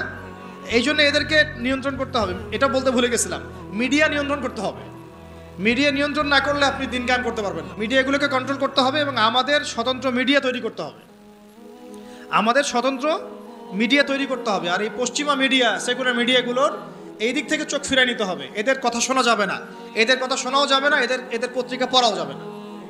ও কি লেখে লিখুক, বরং ওটাকে কিভাবে ব্যান করা লাগে, বয়কট করা লাগে, আর এর বিকল্প কিভাবে পত্রিকা তৈরি করতে হয়, মিডিয়া তৈরি করতে হয়, এই ফিকির আমাদেরকে করতে হবে। মিডিয়া একটা যুদ্ধ, এখন মিডিয়া কি একটা যুদ্ধ। এই বাংলাদেশে এই হাজার হাজার ওলামায়ে কেরামের এই মাজলুমিয়াতের পিছনে দায়ী হচ্ছে প্রথম আলো ডেইলি স্টার, কিন্তু আমরা ওদেরকে বন্ধ করতে পারলাম না। এই যে বললাম যে ওই পর্যায় পর্যন্ত না গেলে আপনি এটা করতেও পারবেন না। পারবেন একা একা যদি আমি ওখানে গিয়ে মিছিল করি, ওকে বন্ধ হবে? ভাঙচুর করলে দেখবেন ওর প্রতি আবার সিম্প্যাথি তৈরি হবে। আহারে বেচারাকে এভাবে মাইট দিল, ওর অধিকার নিশ্চিত করার জন্য দেখা যাবে 10 প্লাটুন বিজিবি মোতায়েন করে দিচ্ছে আর কি। তখন আপনি কি করবেন? তো এটা আমাদেরকে ওই পর্যায়ে গিয়ে করতে হবে। আল্লাহ পাক আমাদেরকে করার তৌফিক দান করে। আর আপাতত আমাদেরকে বিকল্প মিডিয়া তৈরি করতে হবে এবং ওদের এইসব প্রোপাগান্ডায় কোনোভাবেই কান দেওয়া যাবে না। এইসব সেকুলার মিডিয়াগুলোর প্রোপাগান্ডায় কোনোভাবেই কান দেওয়া যাবে না। ওয়াল্লাহি এরা মিথ্যা কথা বলে, ওয়াল্লাহি এরা মিথ্যা কথা বলে, ওয়াল্লাহি এরা মিথ্যা কথা বলে। এরা মিথ্যাচার করে, ওলামায়ে কেরামের চরিত্র হনন করে। এরা ইসলামকে জঙ্গিবাদের ধর্ম বানাইছে, নাউজুবিল্লাহ। এরা ইসলামকে সন্ত্রাসী হিসেবে উপস্থাপন করছে। এরা বহু মাজলুমের ঘুমের কারণ, জেলে যাওয়ার কারণ, কেস লড়ার কারণ এই মিডিয়াগুলাই। অতএব এদের থেকে আপনাদেরকে মুখকে ফিরিয়ে নিতে হবে। এটা ইমানের দাবি আমাদের। ঠিক যেমন বললাম যে কাদিয়ানি পণ্য আপনি ব্যবহার করবেন না, কেন করবেন না? এটা আপনার ইমানের দাবি। সে আল্লাহ নবীর পরে নবুয়ত দাবি করেছে, আমি তার উম্মত, আমি তার পণ্য ব্যবহার করতে পারি না। ঠিক একইভাবে এরা ইসলামের বিরুদ্ধাচরণ করছে, ইসলামকে গালি দিচ্ছে, ওলামায়ে কেরামের চরিত্র হনন করছে, আমার দিনকে কটূক্তি করছে। আমি এসব পত্রিকা ধার কাছেও যাব না, প্রয়োজনে ওখানে চাকরিও করব না, ওটা বিক্রিও করব না, ওটা দোকানে রাখবও না। এরকম নিয়ত থাকতে হবে কঠোর। দেখবেন আস্তে আস্তে যখন এগুলা ব্যবসা বন্ধ হয়ে যাবে না, লেজ গুড়ায় পালা যাবে। ব্যবসা যদি বন্ধ হয়ে যায় না, লেজ গুড়ায় ঠিকই পালা যাবে। ব্যবসা করতে পারে বলেই তো আমরা দেখতেছি ওরা আমাদের সমাজের মধ্যে এরকম লাভঝাপ করতেছে। টাকা না থাকলে কিছুই করতে পারতো না। আল্লাহ পাক আমাদের বোঝার তৌফিক দান করে। কোথায় ছিলাম জানি? আমাদের বাচ্চাদেরকে মানুষ করবেন, ঠিক আছে। আর ওলামায়ে কেরামদের মধ্যে ঐক্য বজায় রাখাটা খুব জরুরি। আপনারা ওলামায়ে কেরামদের অভ্যন্তরীণ বিষয়গুলোকে তাদের মধ্যে ছেড়ে দিবেন। নিজেরা এগুলো নিয়ে কোনো লেখালেখি করবেন না, কোনো রকমের লাইভ ভিডিও এগুলো করতে যাবেন না। ওলামায়ে কেরাম জানেন কিভাবে কাজ করতে হয়, ঠিক আছে, এবং কিভাবে সামনে আগামীর বাংলাদেশকে নেতৃত্ব দেওয়া লাগবে তার রূপরেখা তারা অলরেডি রেডি করেছেন আলহামদুলিল্লাহ। এবং তাদের মধ্যে ইউনিটি এটা চলে আসা, আমি বললাম সময়ের ব্যাপার, একটা ঘটনার ব্যাপার। ইনশাল্লাহ কোনো একটা ঘটনাকে কেন্দ্র করেই দেখবেন যে হয়ে গেছে ইনশাল্লাহ। আর আরেকটা বিষয় বলি, ঐক্য বলতে আমরা অনেকে বুঝি কি যে একেবারে মনে হয় 10 কোটিকে এক জায়গায় আসতে হবে। ঐক্য কিন্তু এটার নামও নয়। সবার সাথে কিন্তু ঐক্য হবে না। আমাদের ঐক্য দরকার তাওহীদপন্থীদের, আহলে সুন্নাহ ওয়াল জামাআর আকীদাভুক্ত যারা, তাদের মধ্যে ঐক্য দরকার। বাতিল আকীদার সাথে ঐক্য হবে না কখনো। বাতিল আকীদার সাথে আমরা তো মসজিদেই এক হতে পারি নাই, রাষ্ট্র ব্যবস্থায় এক হব কিভাবে? বুঝতে পারছেন না কথা? আমরা আহলে সুন্নাহ ওয়াল জামাআর মধ্যে যারা আছি, এই ওলামায়ে কেরাম, মুহাক্কিক ওলামায়ে কেরাম এবং তাদের যে সংগঠন, তাদের যে অ্যাসোসিয়েশনগুলো আছে, এগুলোর মধ্যে ঐক্য হয়ে যাবে ইনশাআল্লাহ। এবং এই ঐক্য যথেষ্ট বাংলাদেশকে শাসন করার জন্য। বাকিদের আমাদের প্রয়োজনও নাই। তারা যদি ভালো ভালো আমাদের সাথে আহলে সুন্নাহ ওয়াল জামাআর আকীদায় আসে এবং আমাদের সাথে কাঁধে কাঁধ মিলিয়ে এই লড়াইয়ে শরিক হয়, তাহলে আলহামদুলিল্লাহ ভালো। যদি তারা নাও আসে, তুচ্ছ তাচ্ছিল্য করে, আমাদেরকে অবজ্ঞাও করে, তবুও কিছুই যায় আসবে না ইনশাআল্লাহ। তাই সবাইকে নিয়ে সব কাজ হয় না, আল্লাহ সবাইকে কবুল করেন না। তা আমাদের জরুরত নাই যে সবাইকেই আমাদেরকে একসাথে নিয়েই তারপরেই আগাইতে হবে, নট নেসেসারি, এবং এটা হবেও না। ঐক্য এভাবে হয় না। ঐক্য হবে হকপন্থী মানুষদের মধ্যে। হকপন্থী মানুষদের মধ্যে যেন বিভক্তি না হয়, এইটা হবে আমাদের একটা উদ্দেশ্য আর কি। আমরা যেন এটাকে না বাড়াই, মানে বিভক্তি আর না বাড়াই। আর আল্লাহর ওয়াস্তে ওলামায়ে কেরামদেরকে আমি আমার পক্ষ থেকে আর কি, আমার জায়গা থেকে বিনয়ের সাথে এটা আর কি মাশওয়ারা বলেন, ছোট ভাই হিসেবে পরামর্শই বলেন, আমরা যদি তাগুতকে, ফ্যাসিস্টদেরকে আরও একবার চান্স দেই, আমি আপনাদেরকে এনশিওর করতেছি না থাকবে আমাদের দেহ আর না থাকবে আমাদের কল্প। অতএব বৃহত্তর স্বার্থে এখন আমাদের সমস্ত ক্ষুদ্রতর স্বার্থগুলা বিসর্জন দেওয়া লাগবে। আল্লাহ পাক আমাদের সবাইকে তৌফিক দান করেন। আর এর সাথে লাগবে আপনাদের এই তরুণ প্রজন্মের একটা সাহসী ঈমানদীপ্ত অবস্থান। আমরা ওলামা কেরামদের সাথে আপনাদেরকে পাশে চাই। আমরা সবাই আমাদের যার যার জান মাল সময় শ্রম দিয়ে আল্লাহর রাস্তার দাওয়াতে থাকবো, আল্লাহর পথে জিহাদে থাকবো ইনশাআল্লাহ। যতদিন পর্যন্ত বাংলাদেশে ইসলামী খেলাফা কায়েম হয় নাই, শরিয়া কায়েম হয় নাই, আমরা ততদিন পর্যন্ত হাল ছাড়বো না ইনশাআল্লাহ। ততদিন পর্যন্ত আমরা কোনো অবস্থাতেই ক্ষান্ত হব না ইনশাআল্লাহ। আর যদি ইনশাআল্লাহ হয়েও যায়, তারপরেও আমাদের কাজ শেষ হয়ে যাবে না, বরং কাজ তখন থেকে শুরু হবে ইনশাআল্লাহ। আল্লাহ পাক আমাদের সবাইকে ওই কাফেলায় শরীক হওয়ার তৌফিক দান করেন, এবং এই মোবারক কাফেলায় আমাকে, আপনাকে, আমার সন্তানকে, আপনার সন্তানকে, আমাদের উলামা একরামদেরকে আল্লাহ পাক সুস্থতার সাথে, আফিয়াতের সাথে, নিরাপত্তার সাথে অংশগ্রহণ করার, জুড়ে থাকার, লেগে থাকার তৌফিক দান করেন। আজকের মতো এখানে শেষ করছি। ইনশাআল্লাহ আগামী মাসে বা আগামী কোনো দার্সে আরও বিস্তারিত কথা হবে ইনশাআল্লাহ। আল্লাহ পাক আমাদের সবাইকে আল্লাহর জমিন, আল্লাহর দিন কায়েমের তৌফিক দান করেন। আমিন।